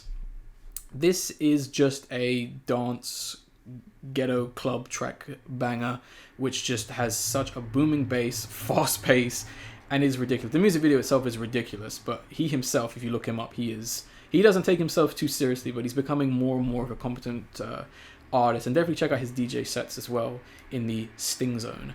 But really love this track. Another dance track I want to shout out as well is going to be from LSD XOXO with Mutant Exotic. He just nailed that 90s club old school aesthetic with this track. The hook on it is fantastic, where he talks about himself and how like he's mutant exotic. He might be a demon, but he might be a goddess. It definitely is very quotable. It definitely is very catchy, but in a good way. And it just has the beat is just perfect, in my opinion. Number 2 is going to go to Chai with In Pink. Japanese girl band who originally punk, but they experimented with different sounds. This is one of the more funky tracks they released, and I think it really works in terms of kind of capturing a style of sound that really works for them. And I hope they kind of go through with a sound that's more like this in the future. And my final song, ending music, is going to go to And On with Don't Say a Word, which throws it back to the old school with... It's a fantastic dance track, and I'm surprised that no one really knows about And On, because they're a fantastic artist that just knows what they're doing in terms of making that sound. Not that they're generic in that sense, or like, they're clearly inspired by this, but it works. And the fact that they were able to take a meme and make a great song sampling said meme. I won't say what meme it is, you gotta look it up. Okay. And the clue is in the title, Don't Say a Word. But it's just a perfect song. How it goes, how it's used, how it's just perfect. I mean, this song is so good that Disclosure put it on their DJ Kicks album. That's how good this song is. So that is me done for music. I can take a breath now. Recess, I believe it's your turn to talk about music now. So I've got my best albums list. Quite short. But top of the list is Jasmine Sullivan's Hotels. A very different album. Like very explicit, very out there for her. But it's kind of done in a classy way. Okay. She gets away with it. Let's put it that way. Yeah. Some of them are quite vulgar, but I guess it's different because she's singing it. I think that's what makes the difference, rather than say, rap can be quite vulgar at times, but yeah, I think it's because it's how she sings it and how she delivers it. Yeah, that's what kind of makes the difference there. I think standout tracks are, so the first opening track is Bodies, where she's essentially singing about how many men she slept with. Okay. But again, done in a classy way. And Price Tags. So Price Tags is one of my favourites on the album. Essentially, she's singing about being a socialite and spending large amounts of money, not her money, like her boyfriends or the men that she's with. I guess she doesn't really have any commitments. She's all about like looking good and looking expensive. Oh, okay. It features Anderson .Paak. Yes. And now, and I think he really added to the track actually. But there were some issues around, I guess, his verse. Okay. And around the content regards colorism. Oh, right. So Pac makes a reference to his woman having a baby, and then the baby looking nothing like him. He kind of said it more resembles Samuel L. Jackson because the baby has a darker skin tone, as opposed to his light skin tone. So people were a bit like, okay, yes, fair enough, it's true what he's saying, but it's just how it came across. It was a bit like, it was a bit risque. But to be fair, it is one of the better songs on there. I think both of them working together, their voices and vocals, and some facts mainly rapping. Yeah. He does do a few like ad-libs, a few vocal techniques on there as well. But I thought it was really good. And also what Jasmine does throughout the album, she captures different women's stories. Yeah. So their experiences of relationships and just their experiences of life in general, and she kind of plants them throughout the album, kind of like interludes-ish. Yeah. So they're kind of like a different conversational topic. Makes sense. But I think overall, the album as itself works well as a concept and a project that's different to what she's done before. Interesting. Yeah. I think a lot of people as well have kind of referenced it to Insecure. So Issa Rae's TV show that she's done. Yeah. And Jasmine also did a song called Insecure for Insecure on the Insecure soundtrack. But it's just a lot of people can see how Insecure would play on that album, if that makes sense. If it was a visual album, Insecure would be the visuals for that album. Okay, sure. That's cool. It's a bit like with Childish Gambino and what's the show he did? Atlanta, yes, yeah. How some of his music videos and sounds kind of bounce off of each other. That's cool. Exactly. Second album on the list is by Lucky Day, called Table for Two. So this is more like a smooth R&B, like a soul kind of album as well. Okay. Which is great because 2021, to be fair, R&B is a bit hit and miss these days. It's a bit experimental as well. It's kind of had to dip into other things, which is a bit of a shame. This is it, dipping into other things. It's more on the poppy side, and especially where people aren't really showcasing their vocals anymore. Yeah. It's more auto-tuned, or there's a funny effect on the vocals, and it's not. For me, it doesn't quite work. It doesn't really fit into the category of R&B anymore. So this album was quite fresh, a fresh breath. There are a few standout songs on the album. There's one featuring the artist Mahalia, and that's called, if I find it, My Window, I think. Okay. And that references a Missy Elliott song as well. Okay. Which is interesting. And then another feature that he's got on there called is Ari Lennox. Oh, nice. Yeah, I love like Ari her because she. I think I found out about her maybe a couple of years ago. Where she was promoting her album, and I've actually forgotten the name of it. But it's good that she's doing work with some artists that I like. So she's worked with Lucky Day, and who else was she? Oh, she's done a couple of other projects with other artists. But do check out Lucky Day, Table for Two. Okay. My other favourite list is Rick Ross's album, Richer Than Ever. Okay.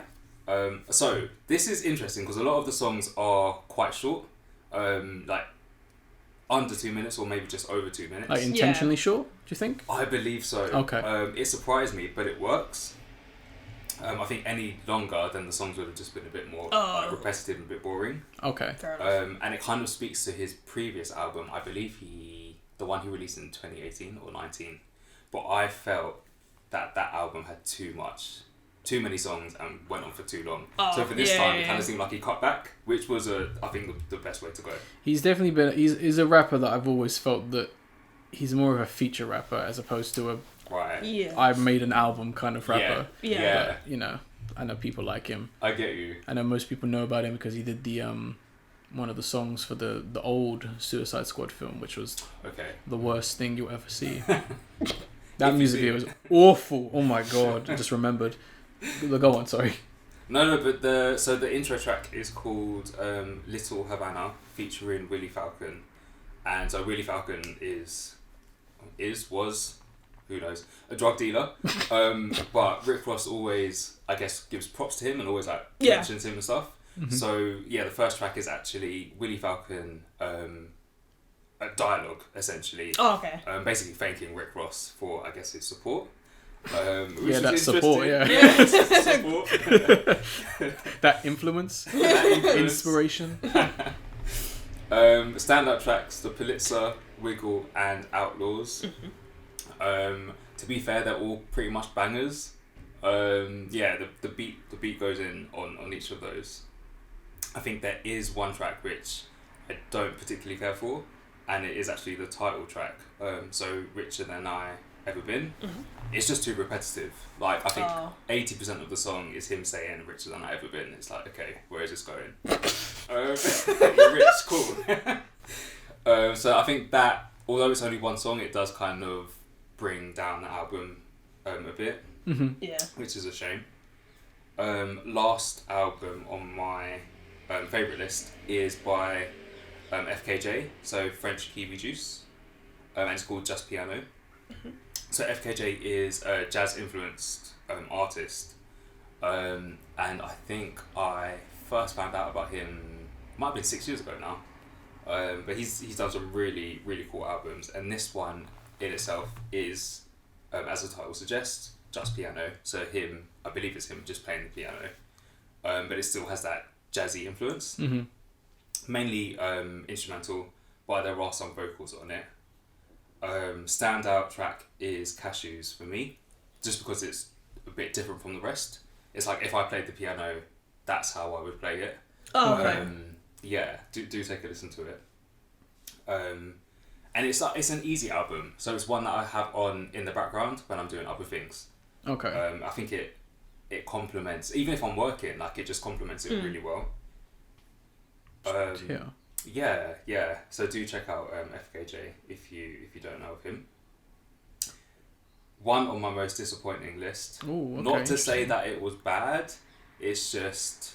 Yeah, we should clarify. When we say disappointing, we don't mean that we hated it or it was bad. Back to the studio. There's a clear difference between disappointment and dislike. Mm-hmm. We need to make that apparent. Exactly. So this is Doja Cat's Planet Her. Now, I had high hopes for this album purely because that in of itself is interesting. No, you know what? I can't remember the name of it. Her previous album was solid. It did have poppy influences and undertones, although she calls herself a rap artist. Oh, okay.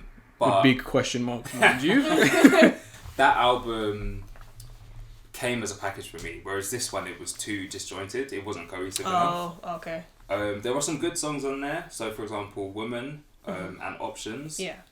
Ain't Shit is cool. I can't remember what song that references, but Ain't Shit's good.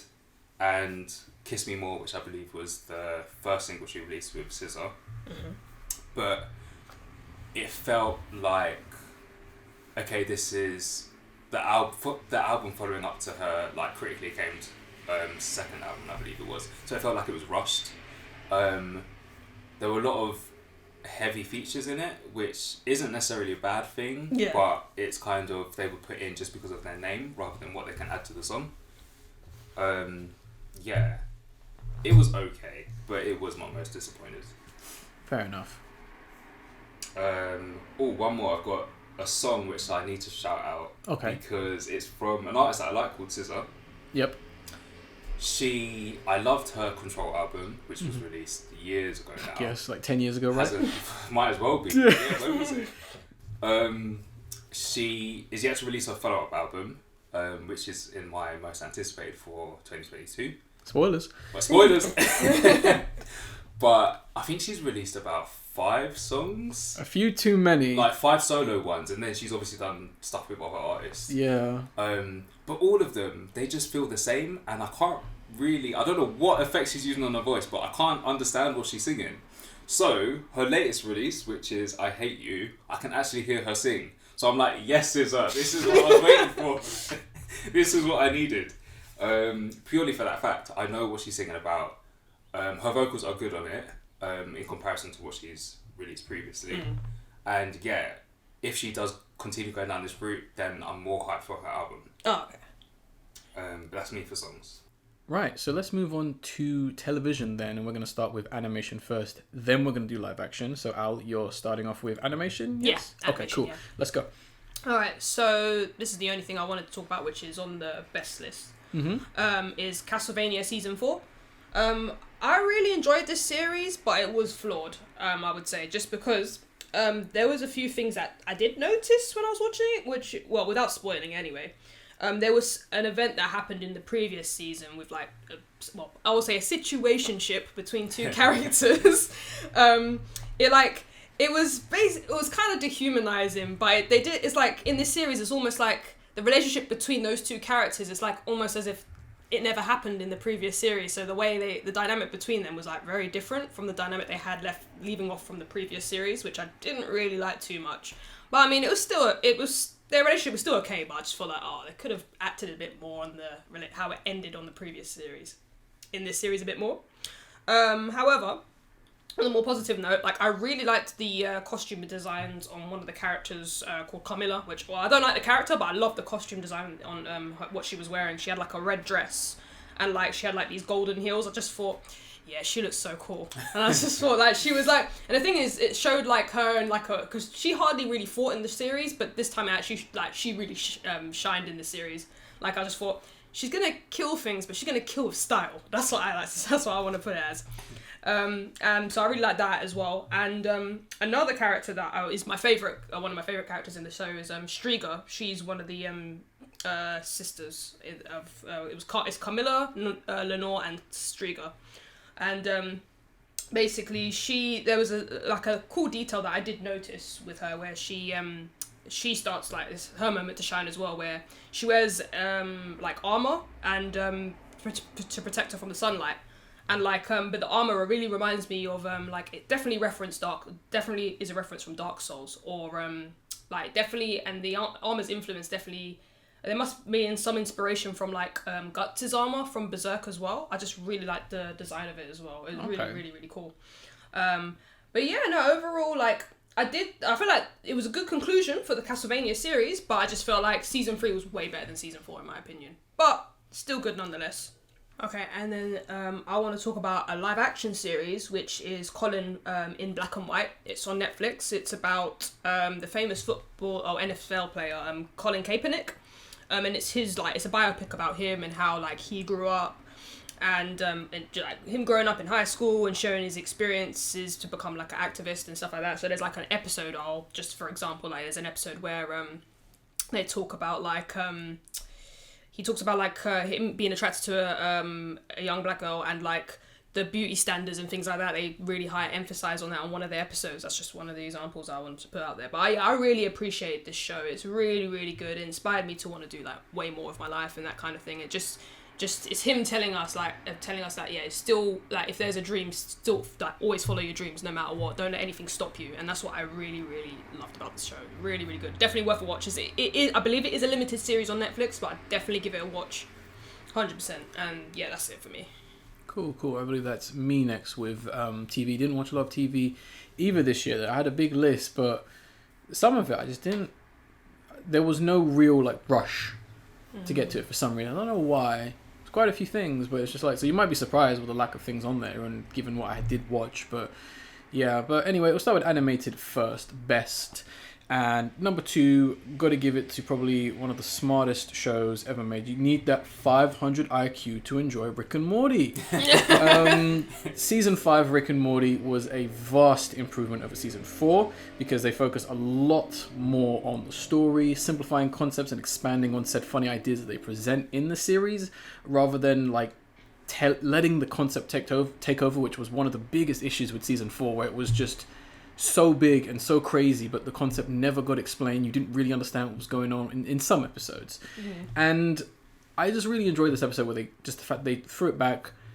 I know they say it in the show, just classic Rick and Morty adventures. They had an ambitious 2-parter episode which focused more on Rick as a character and kind of just explaining a little bit more about his past, something that fans have wanted for a long time, which is really enjoyable. And I love all the anime references in this season for some reason. I don't know if someone just started working on that show and they're a big fan of anime, but there was a reference to Voltron. There's bizarrely a reference, I don't think anyone has mentioned this, there is a reference to Vampire Hunter D. Oh, wow.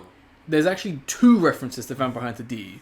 And no one has really mentioned that. Oh, okay. The second one is a little bit more slight. You have to be a fan of Vampire D to know. But the first, I'm imagining, Reese, you probably know what I mean by that reference. But very bizarre, but it worked. It didn't feel like they were just making fun of Vampire D. It just felt like someone clearly, let's just say, took inspiration from some of the designs from Vampire Hunter D, which was really nice. Hopefully they do that. And even the episode where they reference Voltron is a fantastic Godfather-esque episode where Rick, for whatever reason, just gets obsessed with trying to collect all the Ferretrons. And then he gets all the other Ricks from other universes to go and collect all the other Ferretrons to make a massive Ferretron. And it becomes like a Godfather-esque like mob situation, which concepts like that are wild and crazy when I explain it, but they're done in a really funny and simple way, which I really enjoyed aspects like that. And number one, I have an obsession with 2. Clearly. Number 1 is going to go to Peeperdoo and the Super Space Friends Season 2. This was a really well done and amazing series. For those of you who don't know, Peeperdoo, which was originally called the Super Fuck Friends, is essentially a satirical and comedic sexual education series created by a French studio. I can't remember their name. The series is explicit. It's a show you're going to want to watch with your audio because at face value, it does come across as animated pornography. And I'd imagine a lot of people will probably see it and probably see scenes and characters and be like, oh, okay, why is this not on Pornhub to an extent? But the real element and what this series is really about is it is really more about respect, acceptance, sexuality, tolerance, and it kind of blends these ideas and kind of displays them in really interesting ways that no other show is really doing it. Certain shows are saying they're all for, let's say, the LGBTQ community or certain other sexual preferences and races, but no other show is really doing it as well as this. For a quick example, one of the main characters, I won't say which one because I want you to go and watch the series, is transgendered. And the character, and how it's done, is the character literally speaks to one of the other cats, Monique Pussycat, who's like the kind of consultant and kind of knows the most about these kinds of stuff. And Monique essentially just talks to her, supports to her, gives her advice, and said character decides to make said transition. That's it. It is never referenced again. Because guess what? People who are of certain sexual preferences don't constantly keep reminding you that they are transgendered or that they're gay or that they're bisexual. True. This character doesn't keep bringing it up. This character is who they are now. The show accepts that, and we're all friends with this character, and we all like the show. No other TV show is really doing that, and it's quite sad that aesthetically a pornographic French cartoon is doing that way better than a lot of Western media. But hey, ain't that funny. Tangent over, this series is really funny. I can't explain why, but at the end of season 1, their planet or Earth gets destroyed. Can't say why, but it's hilarious why. And they're essentially in space, and it's worth mentioning this season was crowdfunded. The fans literally funded and supported this show to get 8 episodes made, which is season 2, which is really awesome. And the first episode itself is a great criticism and commentary on Netflix itself, which adds a very interesting context as to why said show might have needed to be kickstarted. But I won't spoil why. There are a lot of messages and metaphors in this series which are done in really creative ways, although this time around in season 2 they're a little bit more not as obvious as to what it's referencing. Like, you'll get it, but there are other ideas and elements in what they're about, and just some of the concepts themselves are just so bizarre. Like, there is one episode where they do go to a very alien planet, and essentially the way the species there have sex is very like horrifying. It's like really horrifying to the point, but in the end the idea and the message is very much like, just because something looks weird and nasty doesn't mean that the end result is going to be as bad as what you may perceive it to be. And other interesting elements as well, especially towards the end, where it's very obvious what they're implying at the end of the season 2, because it is ridiculous. But I do give them props for probably making one of the most creative conclusions I think I've seen to a series in a long time.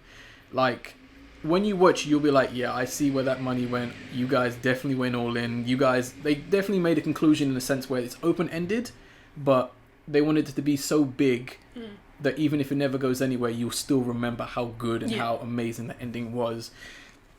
And it also has one of my favorite incorporations of the fact that it was kickstarted into a TV show ever. It's really cleverly done, how they managed to thank everyone. I won't spoil too much. Every character gets their moment to shine, gets a character, which is great, which is a massive improvement of the second season. And the animation itself was fantastic, even towards the end when it just basically decides it wants to be anime, which is awesome. It does reference an anime, reference quite a few things, obviously, because it's space. I mean, there's one episode is literally called In Space, No One Can Hear You Cream. So we all know that's a reference to Star Wars. All know, obviously. Yeah, obviously. And yeah, I think it's the third to last episode definitely references a very famous arc from a very famous anime that has the letter Z in its title, but I won't say any more. Yeah, I think some fans of that series will probably be a bit upset with how it's presented and all that kind of stuff. But hey, live actions, honorable mentions, really quickly. Creepshow Season 2. I love the Creepshow series. Some great episodes, some not so great episodes. It might have maybe one of the worst episodes I've seen ever. Unfortunately, this season, some really dumb stuff that I was just like, what are you doing? But then again, it's an anthology series. You can't always have great episodes you're going to like. Fantastic display of practical effects and some wonderful performances from some actors, some great stories and concepts. One of my favorite stories revolves around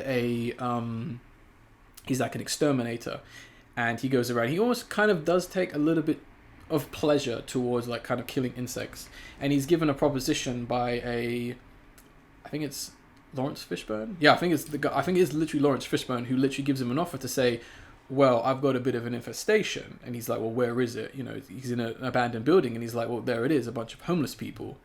And he's like, no, dude, I only do insects. And he's like, I don't really see the difference. I mean, I've got money, just get rid of them.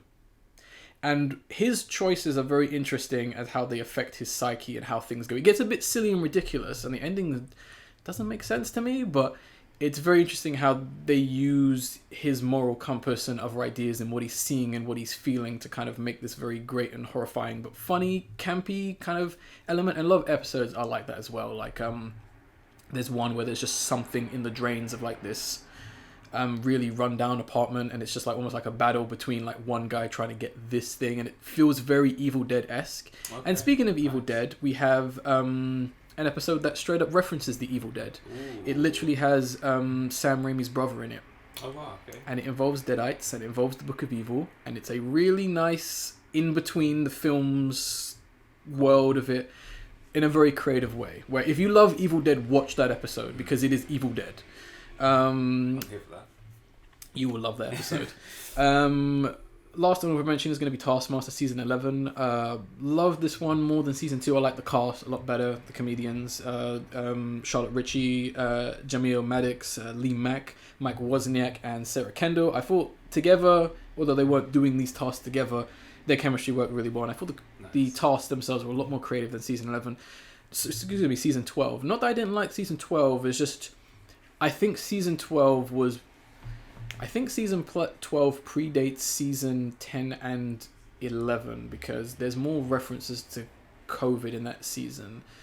Okay. I think COVID affected Season 12 a little bit too much, and I think Channel 4 may have tried to hide that fact because apparently, according to one of the people that were on Season 12, they said it was filmed a long time ago. Okay. So, I don't know. Maybe, I think it's because the formula in Season 11 was mastered after what happened with Season 12. It's confusing, and it's speculation. Best, I only have 2? Yeah, I only have 2. Although I haven't made a slight mistake somewhere. Yeah, I haven't. Okay. Number 2 is going to Steph Let's Flats, Season 3. Absolutely love this series, and it's a fantastic end, I believe, to the series. It's honestly really refreshing to have a British comedy revolve around a family and a culture from Cyprus, and it be British. I love that aesthetic. I love the performances and the way the story goes. More story-driven, but there's more heart behind it and where it goes and other ideas. As I said on the podcast, it's not just a show about, Steph is a dumbass and he can't let flats, It's a little bit more than that, especially where it is in Season 3. And there's a great episode that kind of goes back to the past, and it kind of shows where everything started. And there's a really kind of sad but nice moment where they're just watching these old footage of like them before everything started. And just the fact that every character is just watching that in silence, but clearly acknowledging everything that we know and that they know, is just something very interesting about them. And just that at that moment, a few characters kind of go, that's it, we're done, it's the end.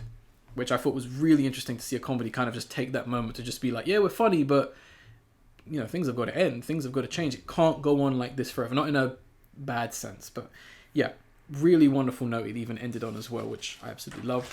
And favorite live action TV series was Inside Number 9 season 6. Cool. Return to form from season 5, which I didn't really like its slower direction personally. It was great episodes, but I kind of still do like the horror dark concepts, and this season brought it back in a really great way. Fantastic episodes. Simon Says is a very dark look at the relationship between the creator of said show and its fans, which is really interesting because I know a lot of people are going to get upset about that episode. Lip Service has a great concept where it follows a man who's in a hotel and he's hired a lip reader to essentially see if his wife is cheating on him. That goes to some places. And The Last Night in the Proms is an episode that really questions what it means to be British in a very interesting way. Lots of references to what's going on in the world and, like I said, what it means to be British and how that affects certain people's thinking and logic in terms of how great Britain is. The only thing I didn't really like about the season was a lot of the episodes had really weird endings, almost like very similar endings, to the point where I don't know if they were trying to go for some kind of theme, but without spoiling anything, a few episodes were literally like look to the camera wink, and that kind of took me out of it big time, especially when you have some really creative episodes just for the guy to go, oh, I know what's going on. Yeah, I didn't really like that concept. I don't know what they were going with that. I don't know if this was them trying to go, we've got to keep the somewhat funny concept, or maybe they thought that some episodes were too dark. I don't know. It's a bit bizarre, but do not let that deter you from one of the best anthologies on TV right now. Hopefully they'll continue. And last one I'm going to talk about is most disappointing. That's going to go to WandaVision. Ooh, okay, why? I expected so much more from this series because it's based on a comic, it has a brilliant concept, and it just turned into a generic Marvel film the further it went. Like, the first few episodes are great. It's enjoyable how they did it, the practical effects and other clever ways they did to really replicate what they were trying to replicate. But the rest of the series is honestly forgettable when I think about it. Like, it should have been a one-off short or a film, because they stretch the idea so thin that you can really kind of tell where they've kind of left places for them to go, well, this is where you need to reference Endgame, and this is where you need to set up this, and this is where you need to do that, and remember to remind people about this. It doesn't really work, and it kind of makes me a little bit worried to some extent, because the Marvel formula does not translate well to TV, in my opinion. I really don't think it does, because if this is what their shows are going to be like, I'm not interested in anything else. I haven't watched Loki, I haven't watched Hawkeye, because it's probably going to be the same. Just like a decent concept, but we've got 4 episodes of nothing happening. So I was really disappointed with this series, and yeah, I've lost all interest in I mean, I don't really care about Marvel to an extent. I mean, I want to see Guardians of the Galaxy, the holiday special, or whatever the hell that next film is, and that's it, really. I don't really care, and we already know what happened with Eternals, but let's not talk about that film. Yeah, recess, TV time. Okay, so TV time. I'll start with my best animated seasons. So number 1, Hitmonkey. Loved Hitmonkey. Oh yeah, I forgot about that. Yeah, I had a bit of confusion with this in terms of like how it was, I guess, delivered to us, like in the UK, because it's a Marvel show, but they're showing it on Hulu, which I believe is an American platform. Yeah. So I don't think officially it's out in the UK. Obviously you can stream it online, which is what I did. But like when it comes to Disney, I'm not sure when that's going to be. But no, I love the show. Essentially, it's a monkey assassin. Well, a monkey that teams up with a hitman. So the two are essentially assassins. And they're, I guess, trying to fight the underworld, if that makes sense. There are spirits that kind of come into action. Different characters. It's fun. It's a lot of fun. A bit quirky at times, but I think that adds to its character. So I guess the main guy is called Hitmonkey, and then his partner's called Bryce. But the two are... It's interesting watching how their relationship develops and plays, because the two are kind of tied together. I won't go into it too much, but essentially they can't leave each other's side. Oh, okay. So it is funny seeing, they're kind of like short quibbles with each other and fighting and play fighting and all of that. But Bryce he starts out the show really cocky, and I guess really in need of a friend as well. He's quite lonely. So that's where the relationship with Hitmonkey really allows him to confide in this best friend. And yeah, it was quite sweet how they play off with each other. I'd say my favourite episode is it's nearer the end. I think it's episode 8, where Hitmonkey tries to leave all the killings in the past. He kind of leaves the human world and tries to go back to his typical wildlife habitat. So he does find a new family. Long story short, his family are all killed, which kind of leads him onto the path of him becoming an assassin. Oh, okay. So he does find a new family, tries to give up the assassin life. I won't go into too much detail, but it doesn't...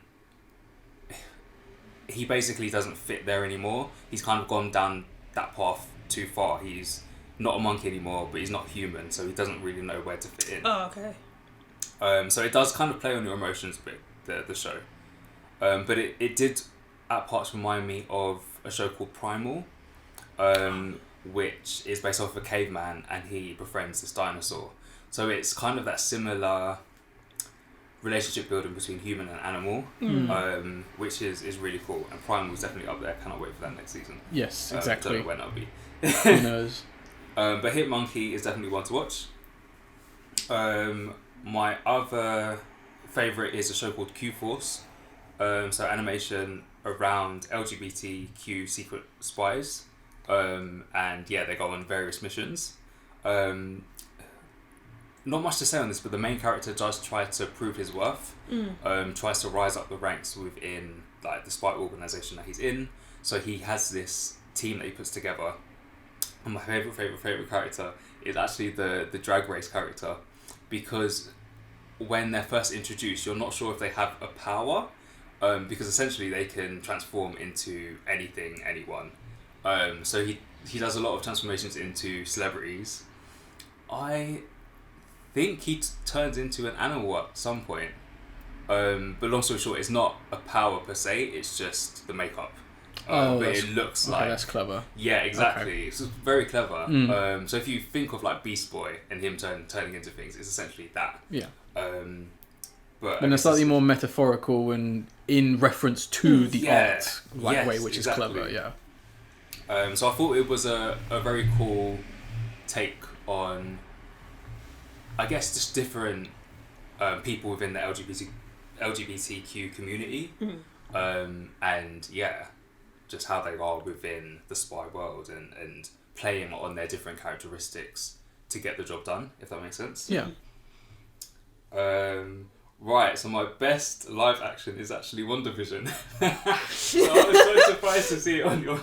Was it your worst? Or most disappointing. Because there's elements I did enjoy with that series. Do not get me wrong, I didn't hate it, I just think it could have been way more. Yeah. Yeah. So I feel it was, correct me if I'm wrong, but I think it was the first Marvel show on Disney. That they released, yeah. Yeah. So I think they did kind of play with that, because the first few episodes, they are a bit quirky. Yeah. And I don't think they're for everyone. Because they're in reference to, I forget the first reference, but Bewitched. Yes, and, exactly. The original Bewitched. Exactly. And I can't remember, I forget the other show, but it's got a very famous actor in it, but I can't remember his name. It's in reference to those two shows, which I have watched. I weirdly watched those when I was a child, so I do get the references. I think they did a fantastic job replicating that aesthetic, especially making the really bad special effects look bad, which I think was well done. You're right.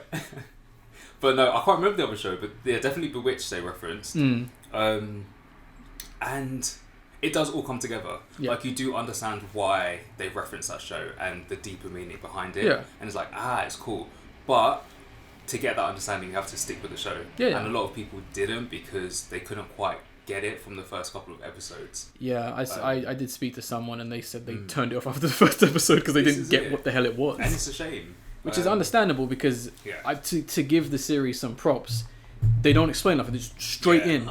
You don't know, like, granted, if you don't know anything about the show, you'd be like, what the fuck? Why is Wanda and the Vision here? What the hell was going on? Like, the first episode doesn't explain nothing. No. And you're just sitting there going, what? Like, is this a throwback? Like, is this the whole show? I'm not watching this. I get it. I get the confusion. I've Cause seen this show. I've seen Bewitched. What's yeah, going on? exactly, yeah. So yeah, I do get the confusion. I do get it. But I think it's definitely worth a watch, especially for me as well. I love horror, and I feel that, okay, it's not horrific in that sense, but the characters are witches. There's a lot of horror-esque vibes going on, so that's what kind of drew me to it as well. More when you actually think about it, because what is actually going on is something that very few superheroes could theoretically stop. Yeah, exactly. Even Doctor Strange would probably have a hard time stopping that. Exactly. Because that is a threat that could theoretically fuck up the whole universe. Yeah. Which is horrific when you really think about it, especially when you go back to why it's happening and how it started. Yeah, exactly. So I like that concept, but the fact that they didn't really do anything with that, and I'd imagine the sequel isn't going to do anything with that either, given what it's based on. I'm sure you know about like the sequel and that and who it's going to be following without spoiling anything, but yeah. Exactly. Yeah, I don't want to spoil much for what's coming up, but yes, if you do watch it, you do kind of have an inkling, okay, that's what's coming, that's what's going to happen next. Yeah. Well, they reference two things though as well. One that's a little bit more well known in terms of like what the next big threat is going to be, or threats are going to be. Yeah. But the other one is a little bit more obscure, I guess, to some extent. Okay. Yeah, that's a good way. Yeah, but people will get to that at some point. They have years and references to make, so it's always going to be something original, hopefully. So we'll see. Boom. But there's a funny part because they Quicksilver's in there as well. Yes. But it's the one in the X-Men movies. Yeah. So they kind of play on that a bit. That as was well, brilliant. Which is quite clever. Yeah. Yeah. That just came to me. I just remembered it. Yeah, that was a really funny concept. I give them props for that. I really hope that they somehow manage to do something else with him in that role. I don't know how they'll be able to do it because obviously Marvel's going to destroy X-Men now that they now have the rights to it. But yeah, I hope that they do something with that, with him as well. But yeah, I think your points are definitely valid. Yeah. Is that you've done for TV? So now I've got one on my best list. One more is Midnight Mass. So that came out on Netflix, and again, sticking to the horror theme, it's horror. It essentially takes place in this small town, which is very religious. So one day, the town's priest kind of goes missing. And is replaced by another priest. So much younger, quite attractive, like all the women in the town are swooning over him. But he brings something back from where he came from to him, to this town. He brought anime. This is what you've been missing. So he brings something back in this box. He can't keep it a secret for much longer. A lot of the townspeople are a bit curious as to what this is. I'm struggling because I don't want to give too much away. Oh, please but, don't. Yeah. It's definitely worth a watch. It's definitely great to see how the show, I guess, tackles religion, like the theme of religion itself. And the horrors that come with that. Yeah. And again, the lengths that people will go to not just prove their worth, but kind of cling on to there being something other than them and something greater than them. Yeah, I don't think they're going to do another season, but as a standalone season, I think it's great. I think it's definitely worth a watch there. Most disappointing live action now, we've got Master of None season 3. Again, not to say that I didn't like it. I feel it was very brave because it did something different to the first 2 seasons. Whereas the first 2 are focused on Aziz Ansari, his character, season 3 is mainly focused on Denise, so one of Aziz's best friends. So Denise and her love life, so with her partner. You do kind of get the feel that it was done during lockdown because it's mainly those 2, Denise and her partner, the characters, and it's like, okay, where's everyone else? What are they up to? Why have they done it this way? But it was enjoyable. It was just very slow paced, and very, very irritating at times. But I'm not sure if that was just the acting or my mind trying to think, okay, but what is everyone else doing? Like, where are the other characters? But it does kind of delve on big topics about losing relationship with long-term friends, dealing with fame, because Denise is now like a famous author, and she's really struggling to come up with her next best idea. But yeah, it's toned down compared to the previous seasons. It's just very different in its approach, and I'm not sure if maybe the next season they're focusing on another friend's life, or if that's just it, or what. I'm not sure what's happening there. Other show in most disappointing is You season 3. Ooh. So I really loved season 1. Yeah. Season 2 I enjoyed, but it was like, okay, I can see it getting a bit silly. Season 3 I feel is better than season 2. I won't give too much away, but it essentially revolves around family life. Okay. So Joe and Love, the 2 main characters now, they've got a baby and they've moved to a different town. Again, there's a lot of murder and killings and secrecy and cover-ups. So you're getting all of that. It does get a bit samey in a way, whereas well, you made that mistake once before. It didn't really turn out well. Why are you doing it again? I do like a lot of the new characters that they've introduced. So some of the friends, friends in quotes, that they've made within the town, just added a little, I guess, a different perspective, a different dimension to the characters themselves. Yeah. Because you haven't really seen them be like, you haven't really seen how they are with other people. So this is that opportunity. So that's great. Yeah, again, they build an underground cage, so very reminiscent of season 1. But yeah, when you come to watching it, you understand why. Oh, okay. Yeah, I feel like it's on my most disappointing because I wanted more from it. Okay.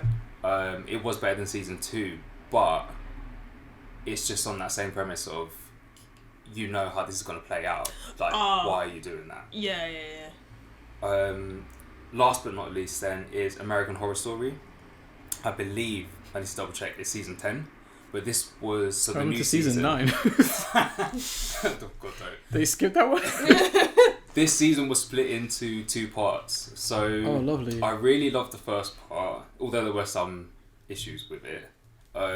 So the first part was based around vampires. Again, new family moves to a town.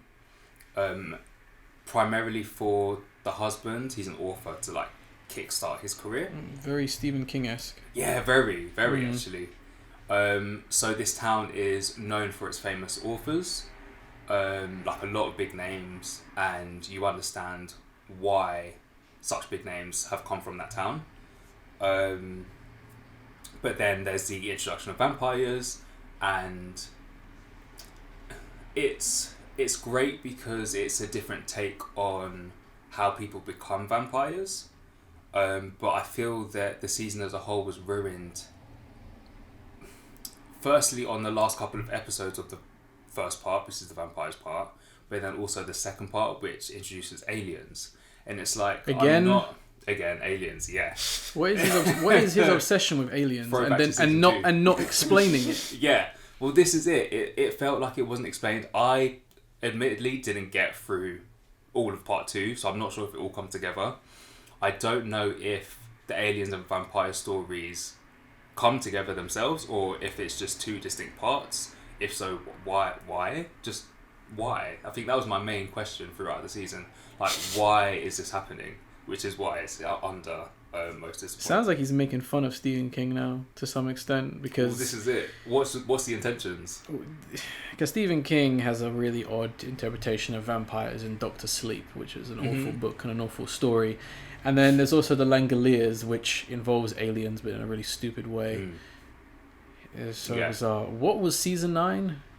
Just out of curiosity, what was the theme of that? Was it the 80s one, or was it? It was. I think the 80s. It was. Summer of 84. Did they have 2 seasons? So was that season 8 and season 9? I don't know. All I remember is I wanted to talk about the trailer, and they blocked the trailers in this country, and I said, "Fuck it, I'm not talking about it then." Why would they do that? Because for some reason they didn't want anyone in England watching the trailers. So I said, I'm not going to watch your season then if you're not going to make it accessible. Fuck you. That's so bizarre. Yeah. But that's me for... Done for TV. Right, so we're going to move on to video games, one of our last media-based sections. Owl, I don't think you have anything for video games. I have a few, but I'm going to be very quick with them because I didn't really play that much, unfortunately. But I've got some honorable mentions of games that I want you guys to go check out and look out, which I thought were really good. I haven't played these games, just for quick reference. Any of our honorable mentions are games that we watched enough of or like enough of that we can at least speak upon. So I haven't played any of these games. But number 5 is going to be Inscription, which is a very unique horror card-based game with puzzle and point-and-click elements where you essentially wager and gamble parts of your body in order to play this card game with these demonic beings that you're kind of stuck in this cabin with. It has a very interesting visual and kind of creepy style where the opponent you're usually facing is just eyes shrouded by darkness oppose a table. It has its own mechanic and rules, which I don't know because I want to play this game on my own. And kind of figure it all out. But it definitely has that really wonderful atmosphere that keeps you on edge and uneasy, because there are kind of moments where like said character in the darkness kind of lean over and you'll see their face, or something will just activate in the room and kind of startle you, but not in a jump scary rubbish kind of way. Number 4 is gonna be Death's Door, which is a really cool dungeon crawler game. If you like Hollow Knight or dungeon crawlers, definitely give this game a watch. I think this game looks beautiful, has a fantastic presentation, it's really cute, charming. I love the fact that you play as a little crow who's going around slashing things and beating these large bosses and that kind of stuff. I honestly think if you're kind of into those kind of indie games, this is definitely one that does stand above the crowd, especially if you liked games like Hades. You'll probably really like this one as well. Number 3 is going to go to Deltarune Chapter 2.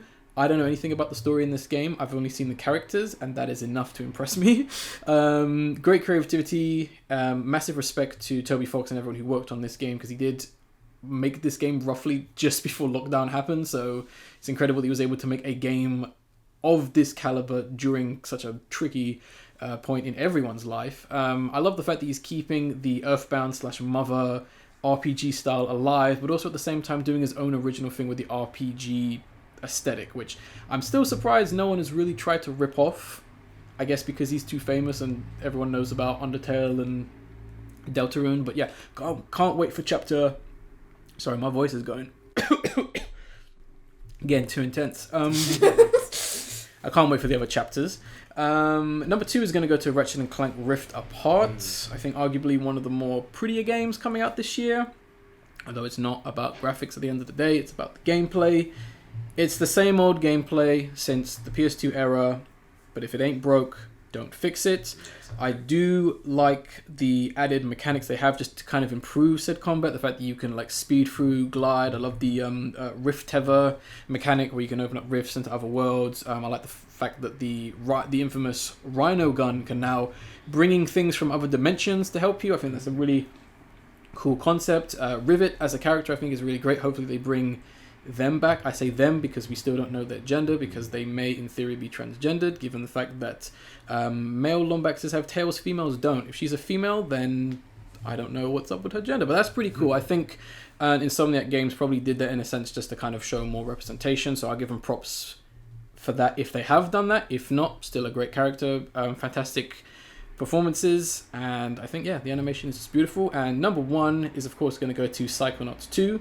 Probably the most visually stunning and creatively striking game to come out this year. Definitely a sequel that lived up to the wait and the hype, because it's been almost 10 years since Psychonauts 1 came out. They did a fantastic job, and I really like the direction they went with this game. It wasn't just you go into the minds of people and you mess around and they're weird and they're quirky and they're silly and all that.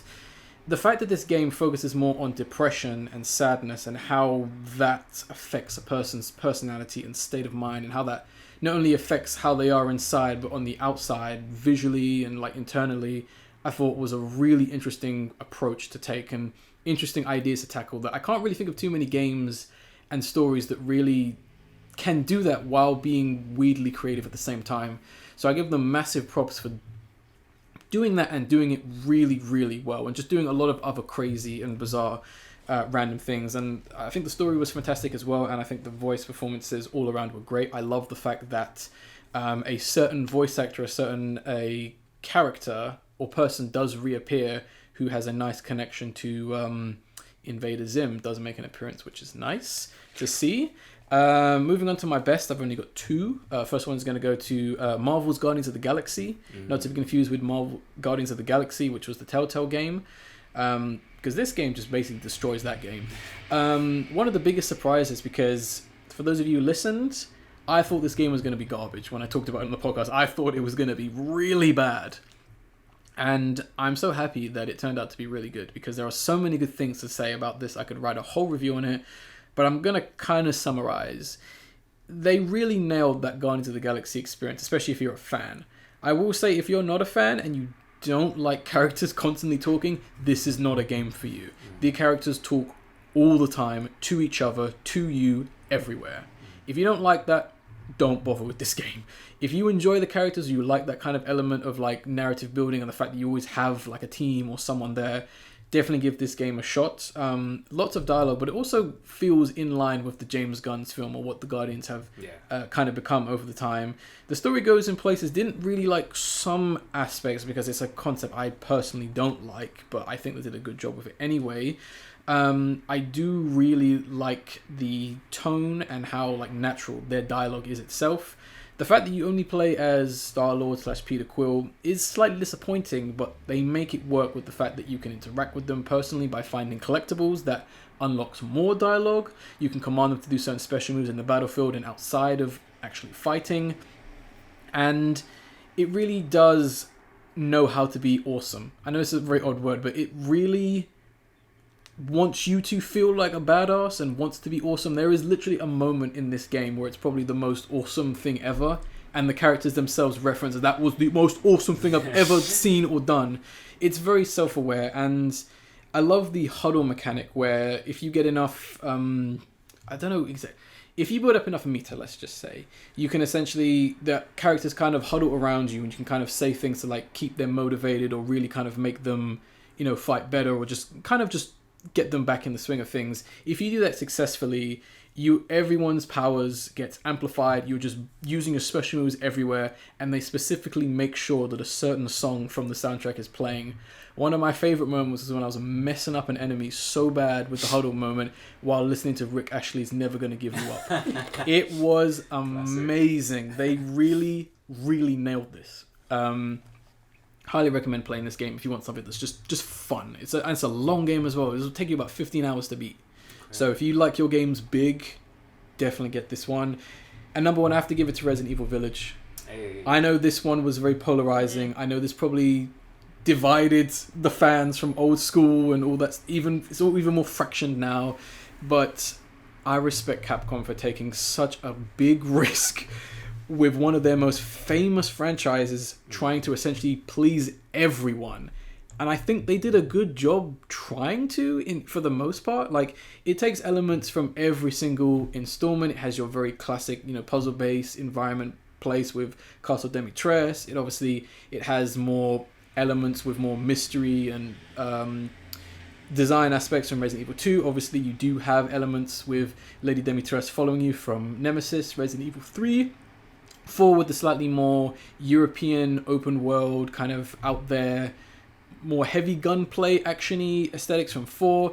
Some elements from 5 as well, in terms of the fact that, once again, it's foreign. Some elements of 6, but I won't spoil that. And 7, continuing the great formula that was that, and kind of expanding it with a lovely open world. I just really liked exploring that village. I kind of wish it was a bit more open, but I love just the tone of it. I remember one time I was playing the game, and I think my mum walked in, and she looked at the game, and I was like, randomly, I was like, Mom, do you think this game looks good? And she was like, it looks very European, and it looks very scary. So if a non-gamer kind of gets the aesthetic, I think they did a good job. Really, really good game. I loved almost everything about this game. It needs some fixing in terms of difficulty, because I did platinum this game, and Guardians of the Galaxy. Nice. It's a tough game to platinum, only because beating it on the hardest difficulty is kind of bullshit. And only for one singular reason. What's that? A boss battle. I won't say which boss. Okay. But this boss is rubbish in any other difficulty. On hard mode, I don't know what the hell was going on here. The boss awakens. I don't know what's going on. It took me 3 hours to beat that boss. Whoa. If you type in Resident Evil 8, all I'm going to say is, if you type in Resident Evil 8 Village and type in H, you'll understand why. Okay. That's all I'm going to say without spoiling too much. But yeah, absolutely love this game. I probably beat it about 5 times. I enjoyed it that much. Platinumed it, did the Mercenaries, which was kind of stupid to some extent, because that was some stress. I actually platinumed the game while my mum was sitting on the couch. And it's just me killing a bunch of werewolves, and my mum just kind of looked at me and was like, Raccoon, what the hell are you doing? She didn't really kind of get it, because in that versus mode, you have an announcer going, great, keep going. No. So it's like, she didn't really get the idea. She's seeing like these horrific visuals, and it's like, yeah, you're doing great. It's like, I don't know what's going on there. But yeah, that's going to be me for games. Recess, I believe, have something for games. Yeah. Firstly, I'm glad you mentioned Death's Door. It didn't actually make my list, but I am hyped for it. I did love Hollow Knight, or do love Hollow Knight. And Where's that sequel though? Exactly. Tell me about it. It's been like, it's been years. It's been 20 years, if I remember correctly. It's too long. Definitely looking forward to that Hollow Knight sequel. And I love Hades as well. Yes. I'm currently playing Hades. A shame it came out last year, maybe year before. Yes, it did come out last year. Otherwise, it definitely would have been on my list. Still playing that, still trying to max out the gameplay. But anyway, looking forward to Death's Door. The game I'll mention is The Longing. So I think this was released last year. I'm gonna have to double check, but it was definitely released for Switch this year, and I definitely found out about it this year. But essentially, you play as something called a Shade, which is like this blacked out humanoid figure, and you're kind of like the caretaker for this character called the King. So you're underground. The King is asleep for 400 days, and it is literally 400 days. So you could start the game, not play it, not pick it up. 400 days later, then find out why the King has been asleep, what the whole gist of the game is. So I do like that concept, the fact that there's different ways to play it. I haven't gone that extreme. I have played it a bit. And we'll still be playing it next year. I think I'm on maybe day 340 something at the moment. But it's not for everyone. It's a very slow paced game. Even the way you walk, or even the way you navigate through the game, you only walk. You can't run. You can't jump. You can't hop, skip. You can climb ledges in the underground, but you need to figure out how to do it. I won't tell you how, but there are certain things that you can grow, and again, they take days to grow for you to then climb on ledges. But essentially, you're cleaning the underground, you're looking for things to do. You can learn instruments, you can build stuff, but this all leads up to day 400 where the king wakes up, and you kind of, that's when you find out what this is about. So there's a big reveal there, which I'm looking forward to, and I hope it doesn't disappoint. But even if it does disappoint at the end, that's the end. Like, the gameplay throughout has been enjoyable. Okay, well that's, I guess, what's important at the most part. Yeah. But that's the only game that I'll mention. Okay. So we're moving on to web space, and that essentially regards around like people who make like internet content, you know, YouTubers, other people that we just enjoy, that their content is online to some extent. So it can be as simple as an artist doing an illustration, or someone making a full-blown TV quality like series on their YouTube channel. We're going to do creators and series. Al, did you have some stuff you wanted to mention? So I guess to go straight to me, I'll be quick with these because I didn't really watch, or I didn't really discover anyone new, unfortunately. So some of these may seem a bit different, but I'm going to try and talk about what they did this year. So best content creators this year, number 7, I'm going to give it to Lopside Animation. Tara Bringing, and I forget the other artist's name, they finally managed to release their Long Gone Gulch pilot/film they've been working on, which was Kickstarted/crowdfunded, which was fantastic, and they followed that up with another small animation called Dark Dark Dark, which is a quite quirky and interesting, like overtly dark and I guess creepy animation series, which is pretty cool. I'm really looking forward to seeing what they're going to produce in the future, given that they have that Long Gone Gulch series. They have a very interesting style, a very interesting approach to animation. So hopefully next year we see at least maybe one more really high quality animation, given that they've now got a bigger audience and are now more well known. Number 6 is going to go to Matt McMuscles, who does a lot of content regarding video games. He has a video up almost every day playing a game you've either have or haven't heard of, but it's always a fun time just seeing his experience with said games. I mean, I don't essentially expect you to go and watch every single video. Go to his channel or just find a game that you like or you want to see him play, regardless of whether it's bad or good or whatever, because I guess he's going to play every single game ever made at this rate. But I think he's really redefined or refined his style across his many series, such as Bug Report, where he specifically tries to break games because he has a tester's background where he would test the games to find bugs and, you know, figure out if things needed to be fixed. He has another really fun series which I really enjoy, which I highly recommend, especially if you want to be more informed and just more in the clue given certain disasters that have happened in the industry, called What Happened, where he explains what happened to said movie/game, why it was bad, not necessarily always why it was bad. Sometimes he does do successes and how those games became successes, but usually it's just why a game failed to some extent. And I know he and some other people do a mass amount of research, so usually you will get the full story on why this is the way it is, which I really respect him for that. And I do like the fact he did a few more playthroughs this year, which I haven't watched, but I do like how he's made playthroughs a little bit more limited, like a special occasion. Like he did Castlevania 64, Resident Evil 8, and he has a mini series where he's basically looking at every single Spider-Man game made. So he did a playthrough on the Amazing Spider-Man that I believe was on PS1, which is still regarded as one of the best Spider-Man games ever. So there's a lot of things to cover there from him if you're into that kind of stuff, and he just needs a little bit more support. Number 5 is going to go to Abroad in Japan, Chris Abroad. Really enjoyed the 3rd Journey Across Japan series, which was titled The Lost Island / Natsuki's Holiday, which is a friend of the channel, where they essentially explore 3 rarely talked about islands within Japan, one of which is Battleship Island, which is the abandoned, like, concrete made island which got abandoned because it was like an epicenter for like a lot of things being made, and then it just died. Which is pretty cool. Really like that series. He's got another series which he's doing with Sea Dog Connor, who is 1/3 of the Trash Taste podcast, called Wacky Weekends. Every weekend they just do something wacky.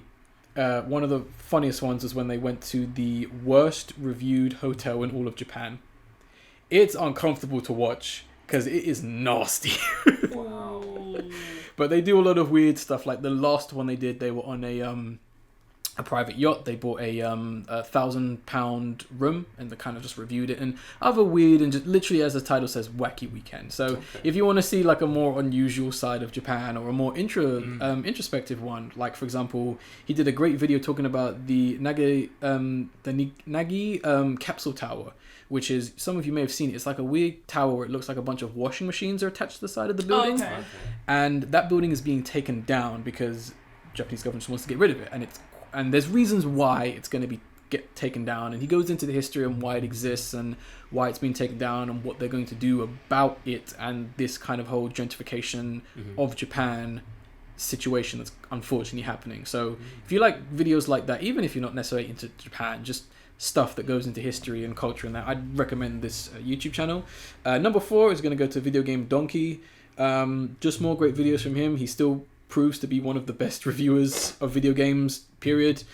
He did a lot of really fun stuff, a little bit more experimental stuff. I know it's weird. He did a Donkey Kong December where he said he was going to upload a video regarding Donkey Kong every day in September, and then kind of dropped that after about a week.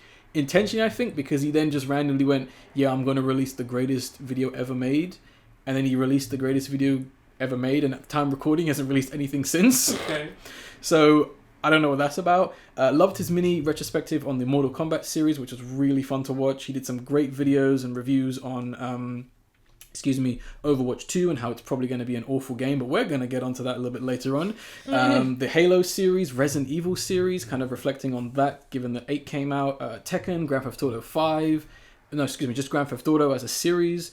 So some really great stuff from him, which if you want something that's a little bit more satirical and stupid and just like one and done, one off, I'd highly recommend him. Number 3 is going to go to Rebel Taxi. He focused more on video games this year. He usually kind of talks about animation in every kind of sense. And yes, video games are animation, I get that. But it was interesting to see this direction go by, because he kind of looked at more weird and obscure titles from systems like the GameCube and the Wii, and then did really just random specific things like forgotten franchises I've never seen a sequel, and ski/boat racing games. A whole video on them, which is really just bizarrely interesting, and did a great video on the MTV series Celebrity Deathmatch, which I believe is coming back. Oh, wow. But that series had a really troubling production, which he goes into extensive details onto why. You could probably imagine, given that it's called Celebrity Deathmatch, and it was a clay animation series which featured celebrities beating the shit out of each other. Right. Yeah. MTV are bringing a lot back. They're bringing back Cribs, or is that back already? I don't know if it's back already. And then what was the other one? Beavis and Butthead is coming back. Is it? Yes. Oh, wow. They're doing a Daria spin-off as well, where it follows her best friends. Yes, I did hear of that. Yeah. Because it's the same creator. And Clone High as well, they're bringing back, I believe. Clone High is coming back after... Oh, that was a nightmare what happened to Clone High. Okay.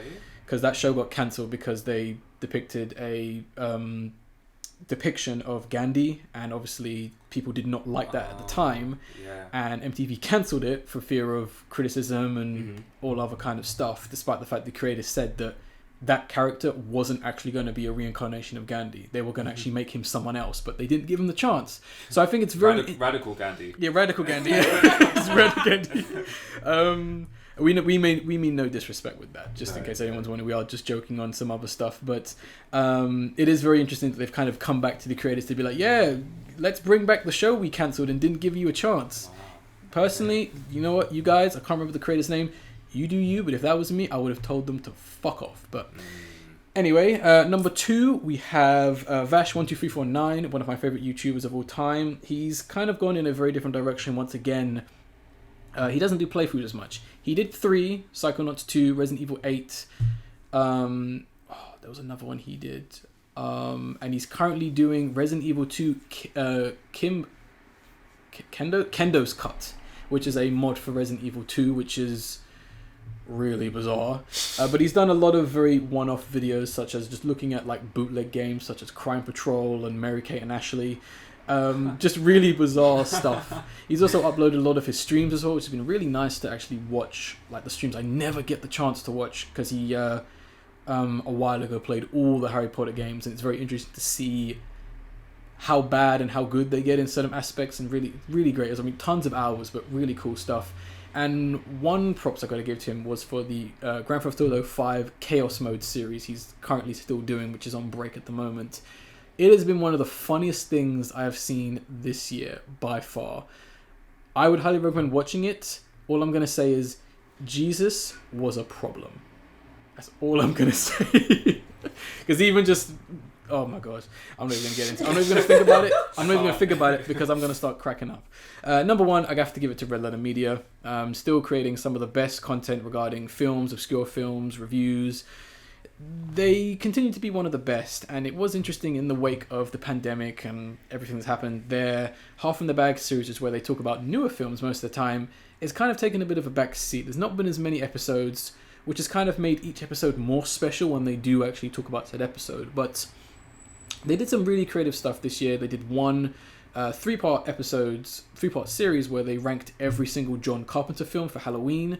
They did 2 episodes of like trivia showdown, one on Star Trek, one on David Lynch films, which is a very parody, satirical, just them messing about with like their production and ideas. And they also celebrated 10 years of Red Letter Media, as well as the 100th episode of Best of the Worst, which is their series where they find films no one has ever heard of, watch them, talk about them round table.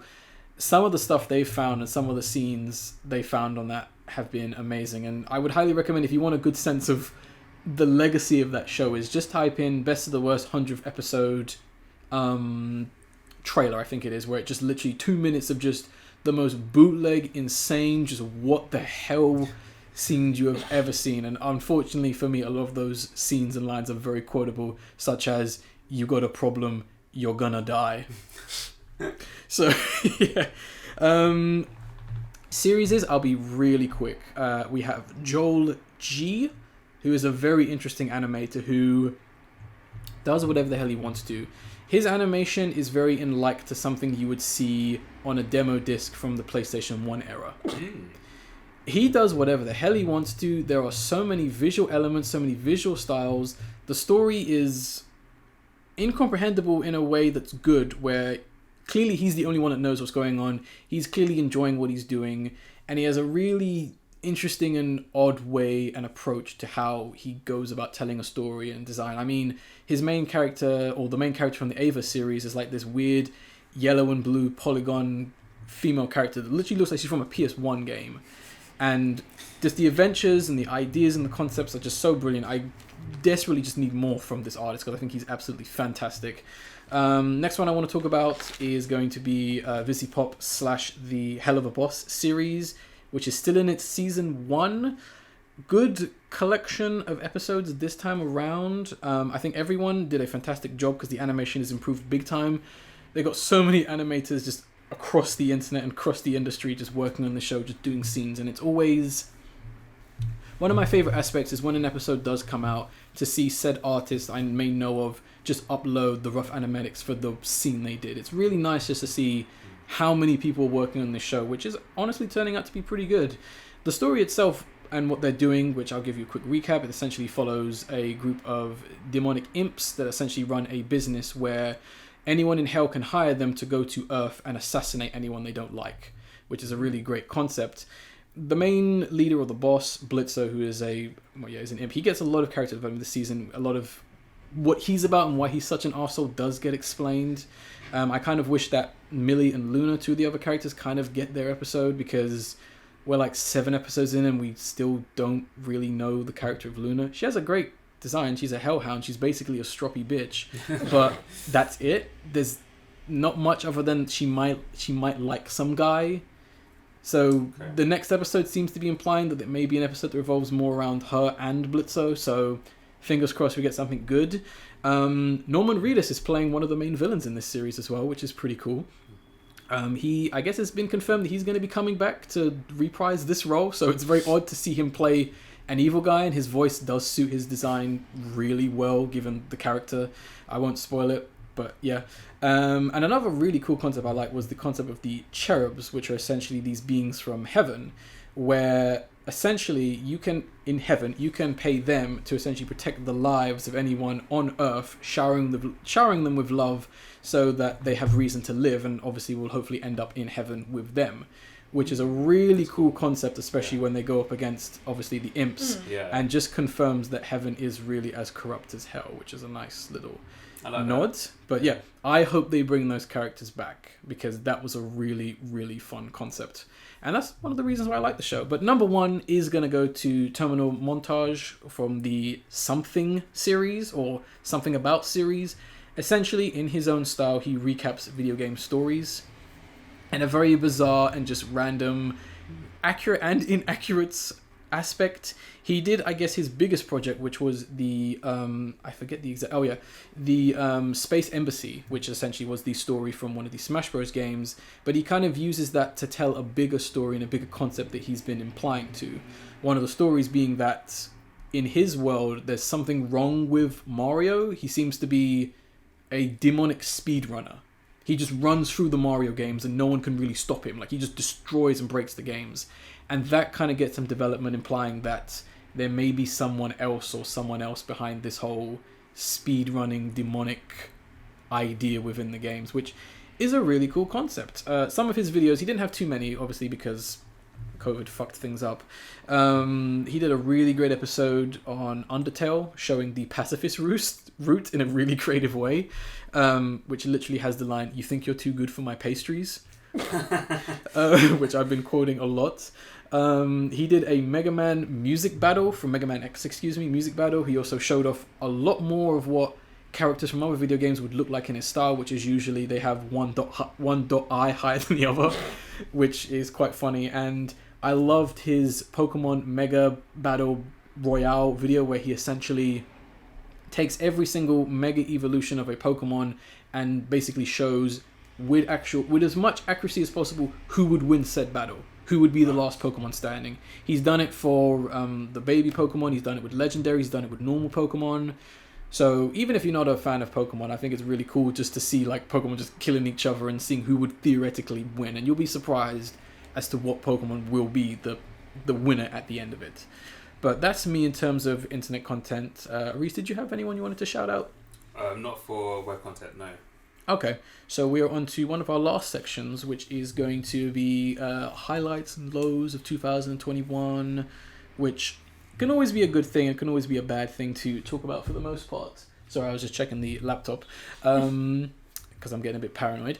Al, do you have anything you wanted to mention? I guess we'll start off with we'll start off with both any and your highlights and lows. Okay. Yeah. I'll start with the highs then. I guess the first thing I'd like to say is like I'm happy that I started learning how to drive. Earlier, like more towards like I was learning in July, but it's on hold at the moment. Okay. But yeah, I've done 2 lessons and I'm really happy about that because I thought I really, really need to learn how to drive because Well done. Yeah, thank you. I just thought, you know what, no, it's time for me to learn how to drive. Mm-hmm. So that's probably one of the highs of my highs of this year. I would say lows would be, looking back at like the previous the last year and best and worst of 2020 podcast, I was thinking I didn't do intense practice on Tekken. I completely forgot about that, and that was one of my goals like this year, but I didn't get around to doing it. So I was like, oh no, that's a bit disappointing. I didn't get around to doing that. Just I guess it's because of work and stuff. I just really didn't have the time for it, and I would say, yeah, that's probably pretty much it actually for me. Any lows or any people you want to diss? No. Fair enough. No, I'm good. I got no beef. I've got a few that I want to kind of highlight. So some of these were kind of a bit odd. They're just like small moments, really, in terms of like the more positive stuff. Yeah. Record Store Day 2021. I actually went to it this time because I got destroyed last year.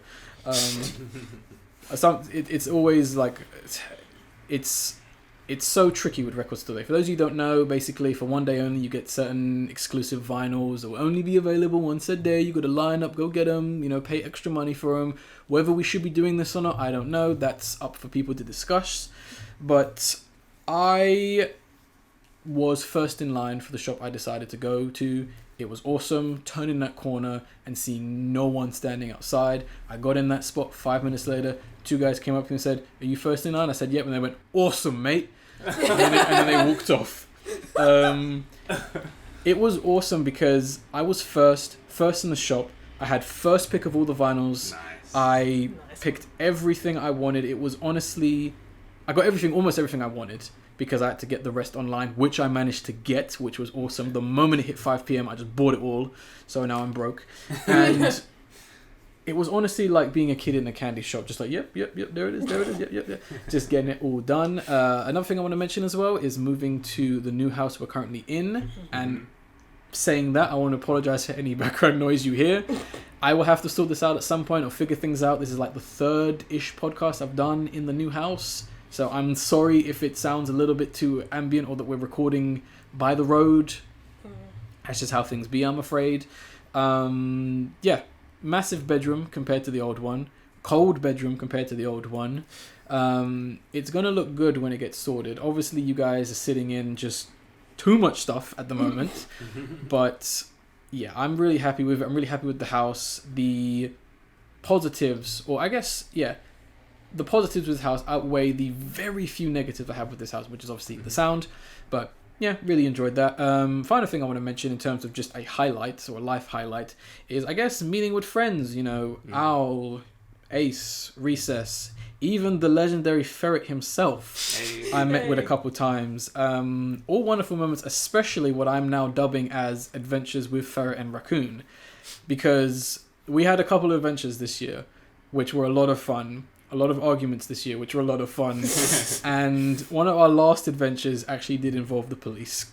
Oh, it did. I am kind of over exaggerating that, but yes, the police was a key part of that day. But it was a fun day as well. Don't worry, we didn't get arrested or anything else if you're wondering.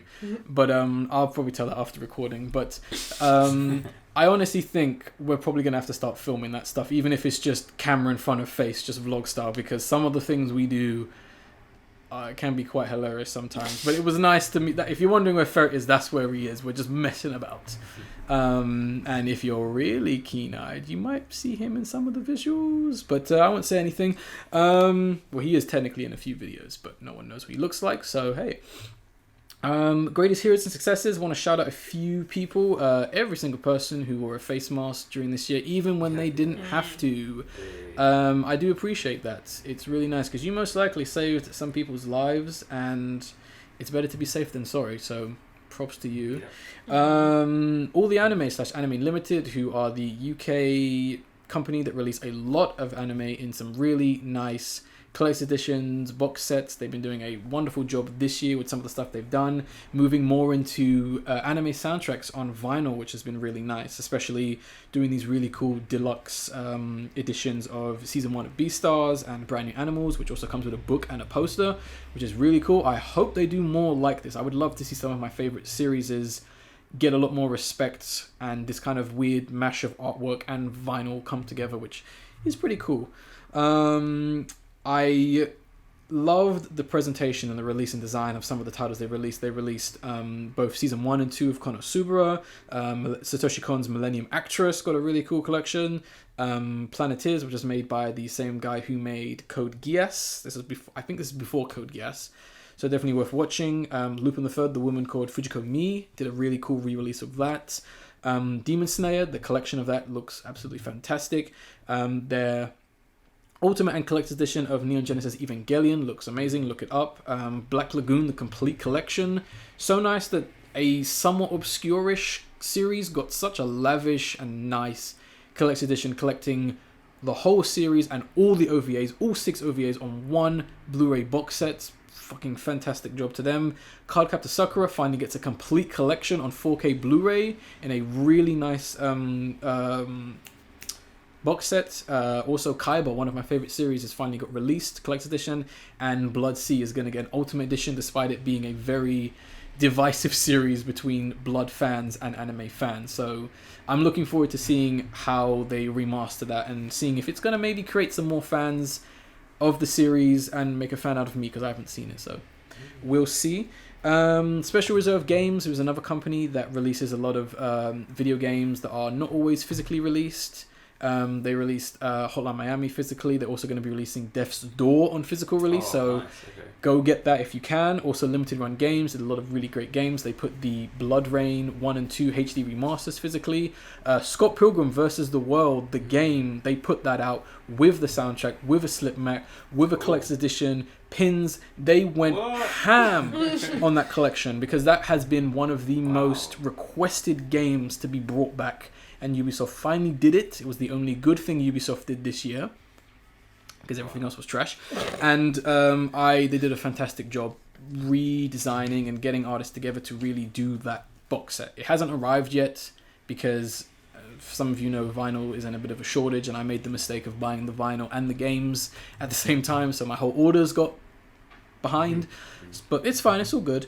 Lowe's, there's unfortunately some stuff that happened this year which was not great, which is a bit upsetting. So I guess I will say this, but I won't say when. I did get COVID-19 at some point this year, and that was awful. Probably the worst 72 hours I think I've experienced in a long time. Not the illest I've ever been, though. Wow. Not the illest I've been. I'd say this is probably the 5th illest I've ever been in my life. I'm not trying to sound like a tough guy here, but it wasn't that serious. I must have had a mild case, because the only thing that I had, because I did the test and it came out positive, but the only thing that I had was I had a headache and I had no appetite. That's it. Okay. Nothing else. So I must have got lucky, but I'm going to be positive and just say I've built up an immunity. So, you know, if anything. Other thing I want to talk about, I did have a loss in the family, which was not great. It kind of messed up everything in some sense. It does mean that this Christmas is going to be quite upsetting. But yeah, it hit everyone pretty hard, and a lot of the details are very sad and frustrating in regards to what happened. The funeral was particularly tough to deal with. Like, even today, it does feel like something is missing, and it's something that I try not to think about, but think about enough at the same time. But I'm not going to go into too many more details because it's going to make me upset. The other thing, which is the complete opposite to that, one thing I already said, is moving house. The process was extremely stressful because it went on for way too long. The packing and the actual moving. So the process itself, The process itself, not the fact that I'm here. And there's nothing wrong with the house.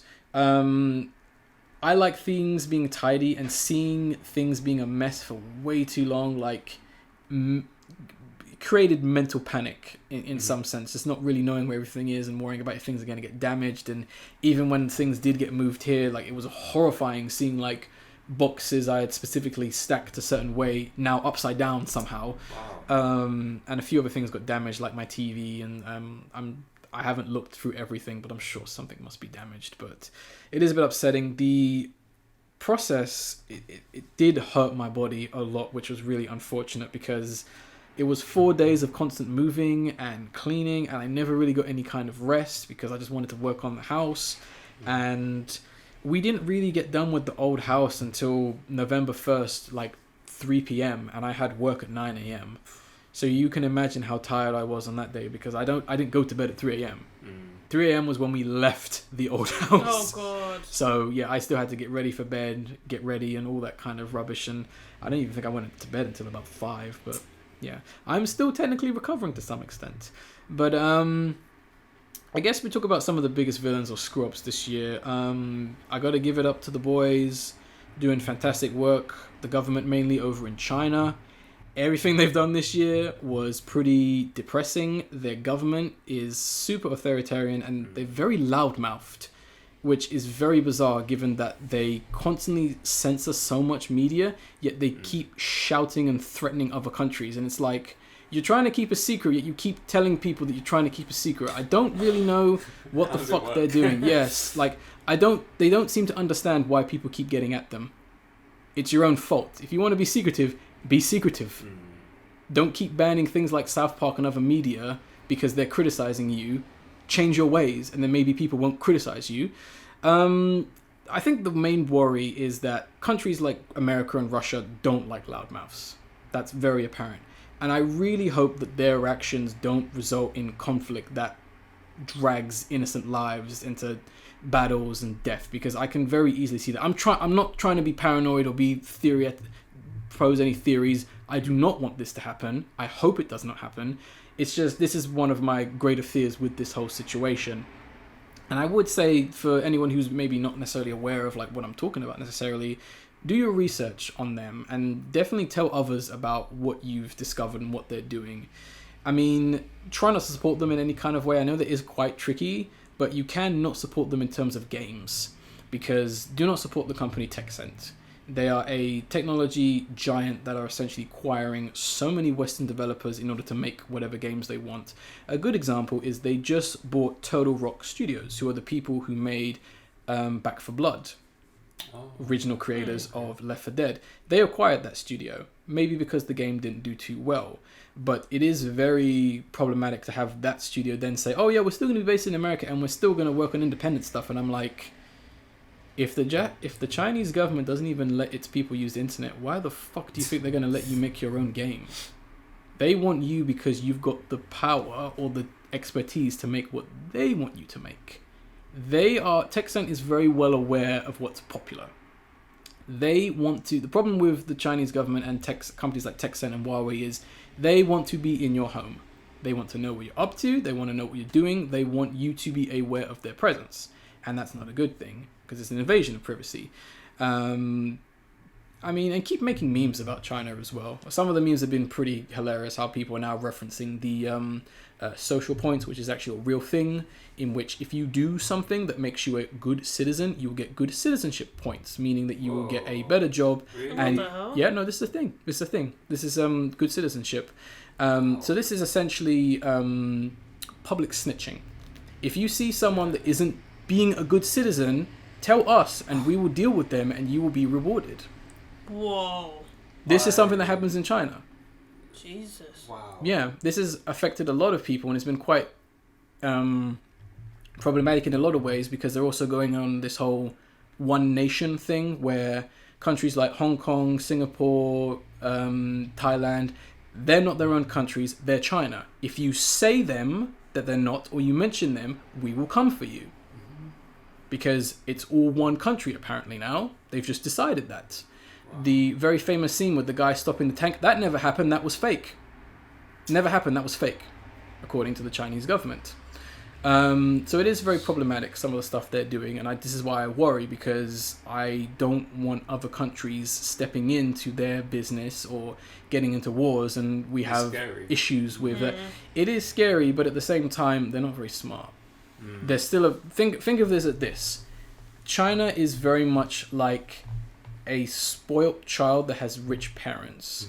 They're taken to the candy shop every single day and they get whatever they want to. They now have their own money and they're just throwing their weight because of course they can have what they want now. It is a bit of a problem. The only thing I'm going to say, I know this was a bit depressing.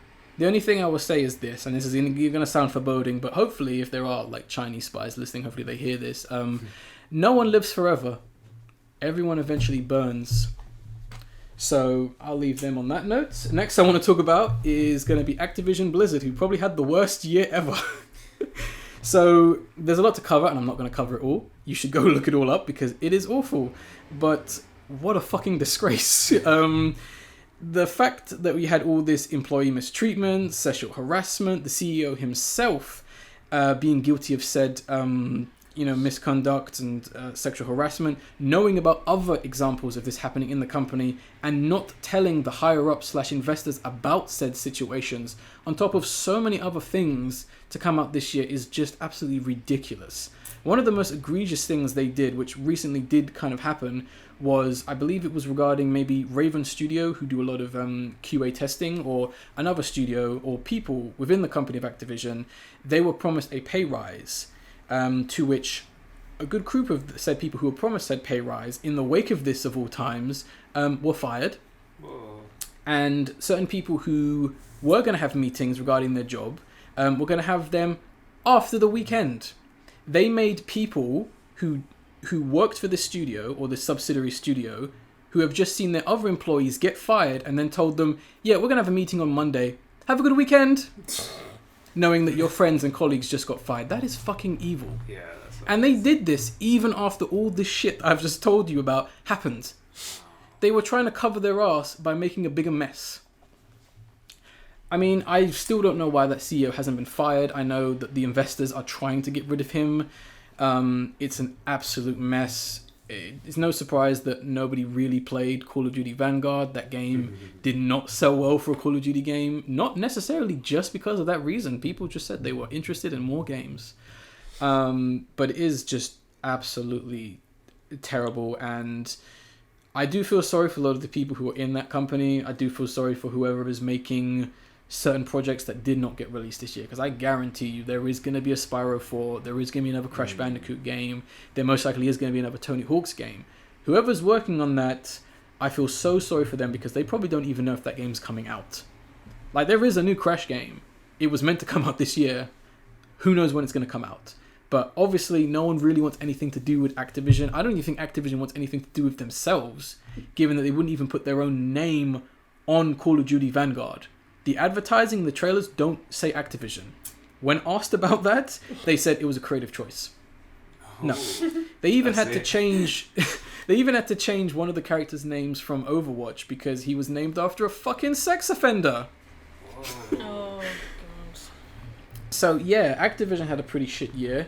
Real quick, I want to mention Sony, who were almost no better, especially given that one of the CEOs of Sony sent a email and criticized the CEO of Activision, saying that all the stuff he's doing is blah, blah, this and all of that. Turns out that guy is a sex offender. Oh, wow. So he got fired. Really? Yeah, because he appeared in a video detailing photos of said sex offenders, and he appeared in said video. So Sony fired him. So, all a massive mess. Sony essentially decided, or have confirmed, that they want to move towards making AAA cinematic games that appeal mainly to the West. Which I think is an awful idea, especially given that they said they want to move away from independent games and Japanese developed games. It's quite upsetting to hear this, especially given that a lot of what makes Sony so great in terms of games is so Japanese-based rooted, and for them to kind of turn their back on that, to kind of chase after one audience that doesn't even really play games. Because let's be honest, the people who play God of War, Zero Dawn Horizon, whatever the fuck it's called, and all those kinds of games like Uncharted and all that kind of stuff, they don't play games as much as other people who love games play games. Mm-hmm. These are people who are there to play and buy the 5 games they are told to play because they look nice. IGN says it looks nice, therefore I play it.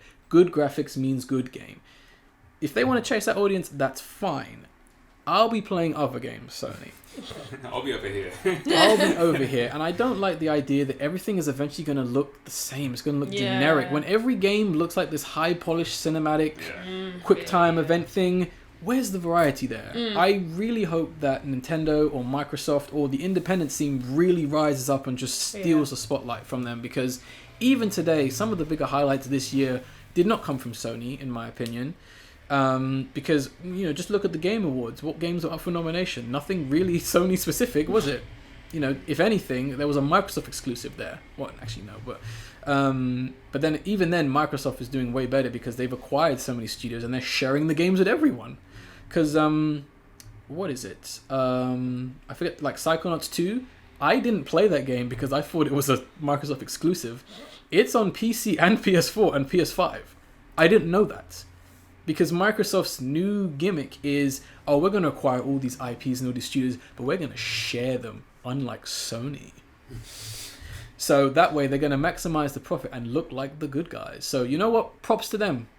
Props to them for that. Sony's trying to do the same thing with putting games on PC, but here's the thing. You want to buy a PS4 for that exclusive, though.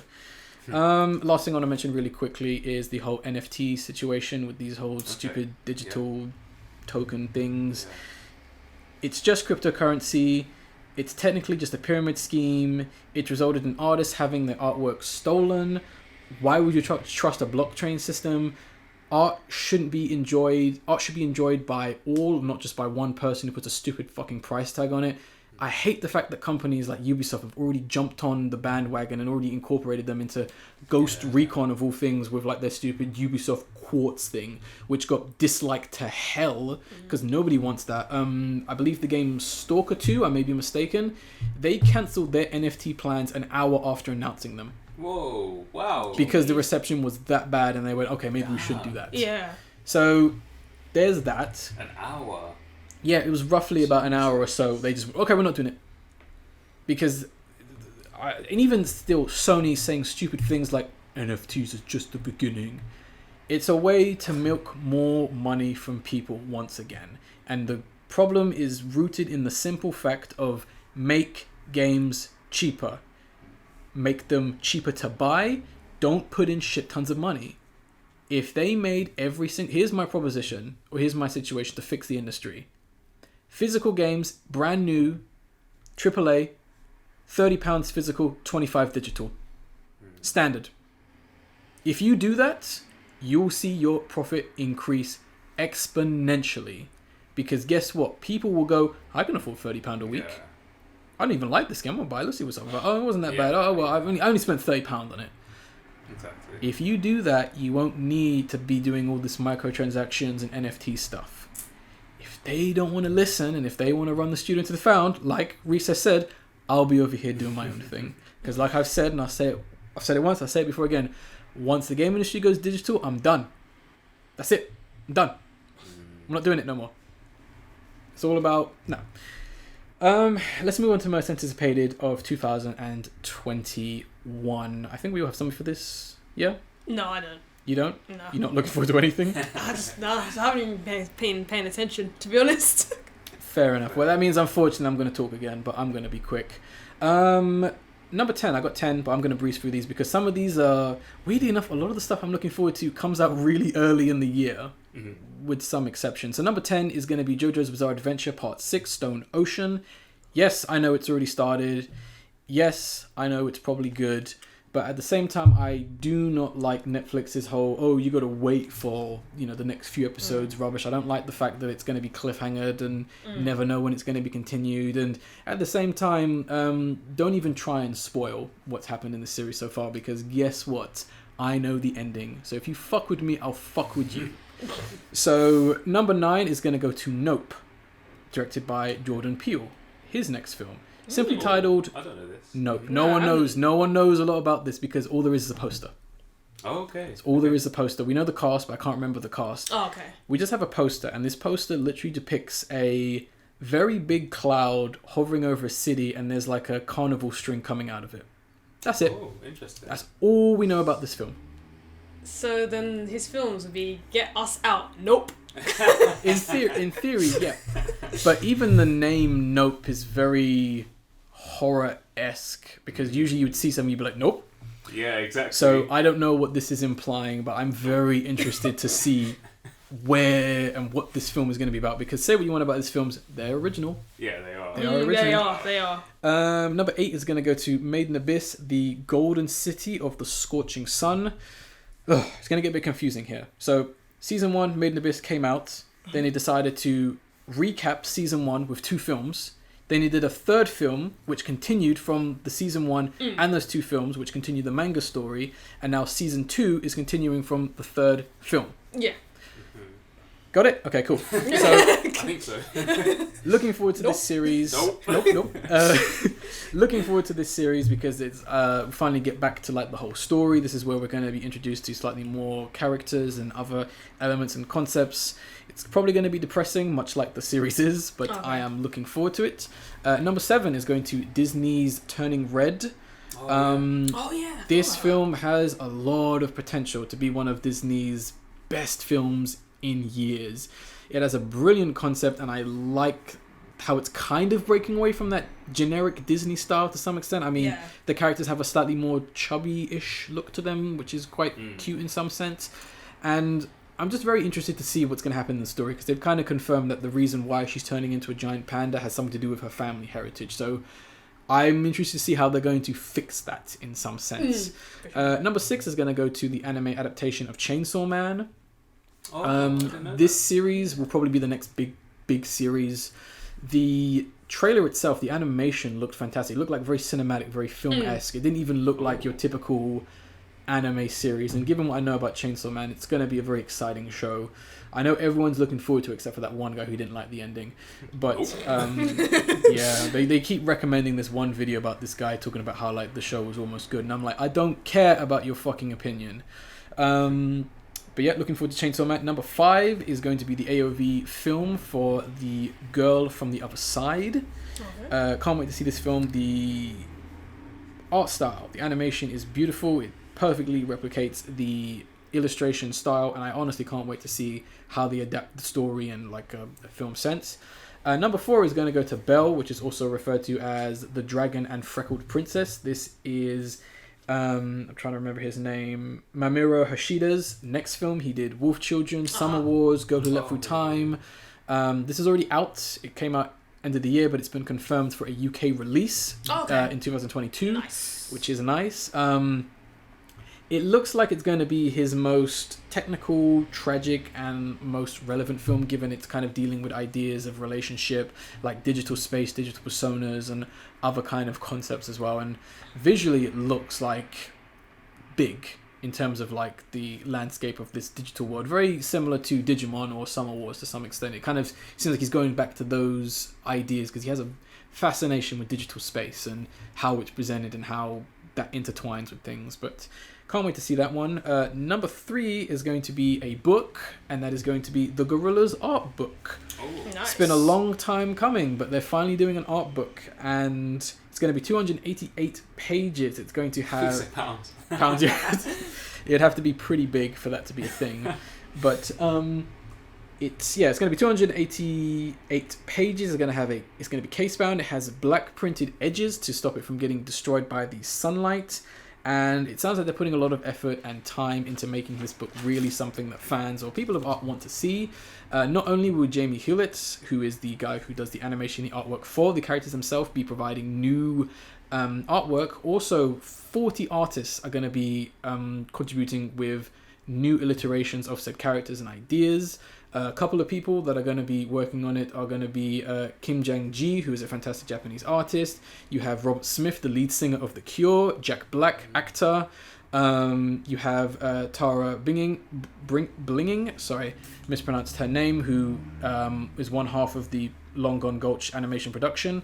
Her style is heavily inspired by Gorillas, so it'll be very interesting to see her stuff. Robert Valley, who is an animator and illustrator with a very distinct style. You may have seen some of his work in adverts, short films, and in Netflix's Love, Death and Robots. You have Brendan McCarthy, who is another fantastic comic book illustrator who's done a lot of stuff for the modern day Judge Dredd stuff. You also have Craig McCracken, interestingly enough, who was the creator of the Powerpuff Girls. Oh. And if you know anything about Craig McCracken, you know that the Powerpuff Girls and Gorillas go way back because they constantly referenced each other during the time. They literally started at the same time and they had a fun back and forth reference joke. So it's going to be very interesting to see the creator of the Powerpuff Girls finally do something for an artist that he was heavily inspired by. Cool. And the final one I want to mention is an artist I want everyone to look up, and that is going to be Zen Chin, who is a fantastic artist who does like really dark and creepy and really twisted Japanese demon kind of artwork.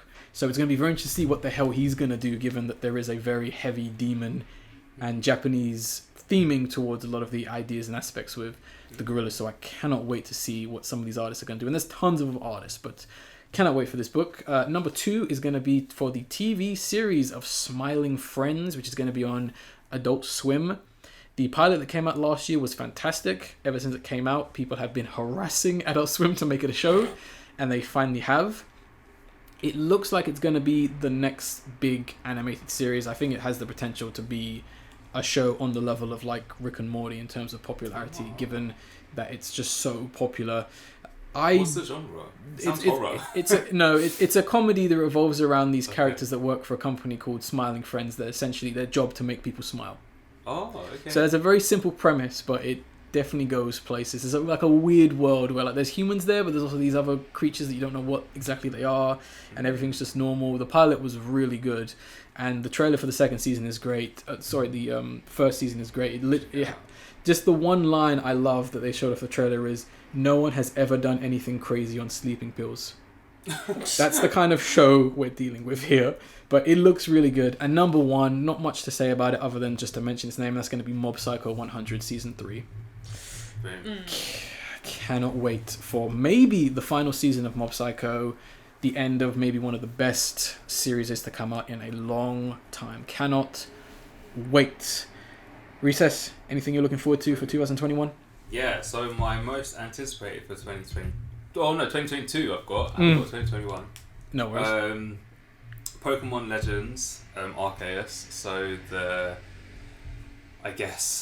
what was it, free roaming Pokemon game that they're releasing in January, hopefully it doesn't get pushed back. Hopefully not. I am a big Pokemon fan. I haven't really caught up with like the latest games just because they have been a bit samey. Oh, okay. So this is like, I guess, the first one that they're really trying to make different. They're really trying to push the boat out. Yeah. So I am looking forward to that. I haven't seen too many things. I haven't watched the trailer yet, but I've seen a few like still shots of some of the Pokemon that will be in the game, and some of the, I guess, well-known and loved ones like Growlithe and Voltorb. They've got a slightly different look in this game. The regional looks, isn't it? Yeah. Exactly. Yeah. So they're playing on the regional looks. So I think I do love when they do that. So looking forward to seeing what others they've changed there, and I guess the story of the game itself. I've got a few shows that are upcoming and a few movies which are still like their plots aren't known yet. Oh, okay. So I've got the new Lord of the Rings season that they're bringing out. I believe towards the end of next year. Yeah. Oh boy, that is. We'll see. This is the thing. Like, I don't know anything about it. I don't know where it comes in the timeline in terms of the movies, the books, what it's going to be about. Is it based on any of the books or movies previously? I do not know. The only thing I know about that series is that the Tolkien, Tolkien? Is that how you say his name? Yeah, the Tolkien estate have just been arguing with themselves and with every company about this. It's been quite hilarious just to see them freak out because they are very determined for this to be the best thing ever. Wow, they want Game of Thrones, basically. They're like, we want Game of Thrones. It needs to be the biggest thing ever. See, they need to be careful though, because it's like that can easily just take over I guess the content and how. And it did with The Hobbit. Socially. Exactly. Oh my gosh, The Hobbit. I forgot about those. Yeah, everyone did. No way. Oh. Well, I'm looking forward to it. I'm hoping they don't mess it up. I'm looking forward to whatever it is. I don't really care about like Tolkien's writing or the Lord of the Rings series. I've never seen it, but I'm interested to see if it's going to be a success or if it's going to be a failure, especially because it would roughly be going up against The Witcher. Yeah. And The Witcher has already confirmed that they're going to try and do 7 seasons. Oh, that many. And an animated series for kids, so yay! Yeah, okay. Yeah, can't wait for The Witcher Go. Yeah. You know that's coming. It is, it's going to happen. Got to do that Teen Titans Go formula. But also on the list, speaking of, is the new Game of Thrones season. So that's going to be called House of the Dragon. Oh yeah. There's another season? This is it. So this is, I guess, a spin-off. I forget the timeline. I think it's before the previous Game of Thrones storyline. I think it's set before that. Oh, prequel. Okay. So yeah, prequel. I'm not sure when that's being released. I don't know if it is around the same time as. I'm not sure if it should be released. We'll see with that one. Something else I don't know the plot about, which I'm really surprised because this is a movie that should have been released last year. Mm-hmm. So really and truly, I don't know if they're sort of working on it or what, but it's the Bob's Burgers movie. Oh, yeah. Just release it. So it should be out, I think, in March next year. Give them a little bit of credit because they're making this film while continuing to make the show. That's true. They're not taking a break. They have to make true. this film while they make the next season. So that's why it's probably taking a long time. And then obviously with COVID happening, This is on top of everything else. production may have just stopped. Yeah. Because I'd imagine whoever at Disney or Fox probably went, we've got the season, it's fine. You don't need to come in. So... But it's true. I'm grateful that I'm still... Because I'm on the current season. Yeah. So I'm still getting content from them. So that's so there's that at least. And I can't wait for it. If it is pushed back again, fair enough. Exactly. Just means it'll be even better. Exactly. Gotta get that Doctor Strange in the Multiverse of Madness movie. I think that's probably the next Marvel movie that I'm really hyped for. I'm trying to think of what else. That should be interesting. I'm happy to see Sam Raimi direct that as well. Yeah. The guy who did Evil Dead, in case you're wondering. And the original Spider-Man films. Yeah. Oh, okay. Yeah, so that should be interesting, especially given that Doctor Strange and horror go hand in hand. Yeah. Let's just hope it's actually like horrific. I'm so up for that. Because we really we really are due that 18 plus like Marvel film now. Or because I know they've said that Moon Knight is gonna be like violent as hell, although I think that's gonna be bullshit.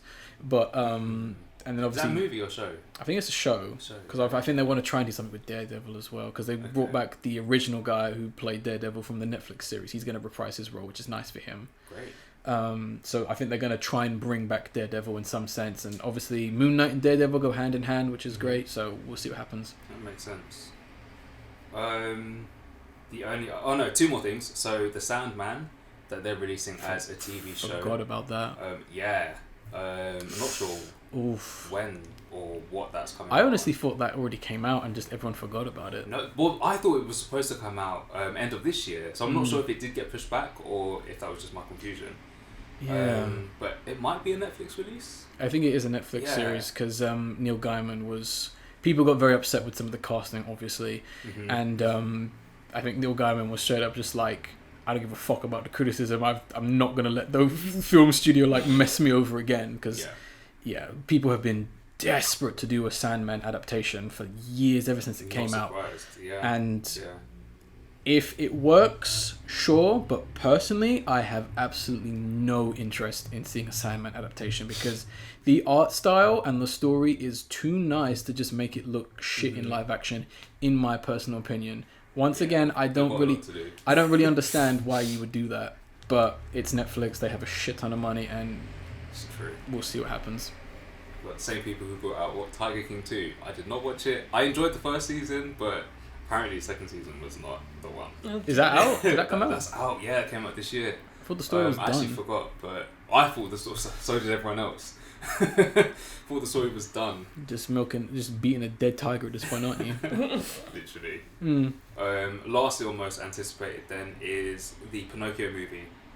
The horror one?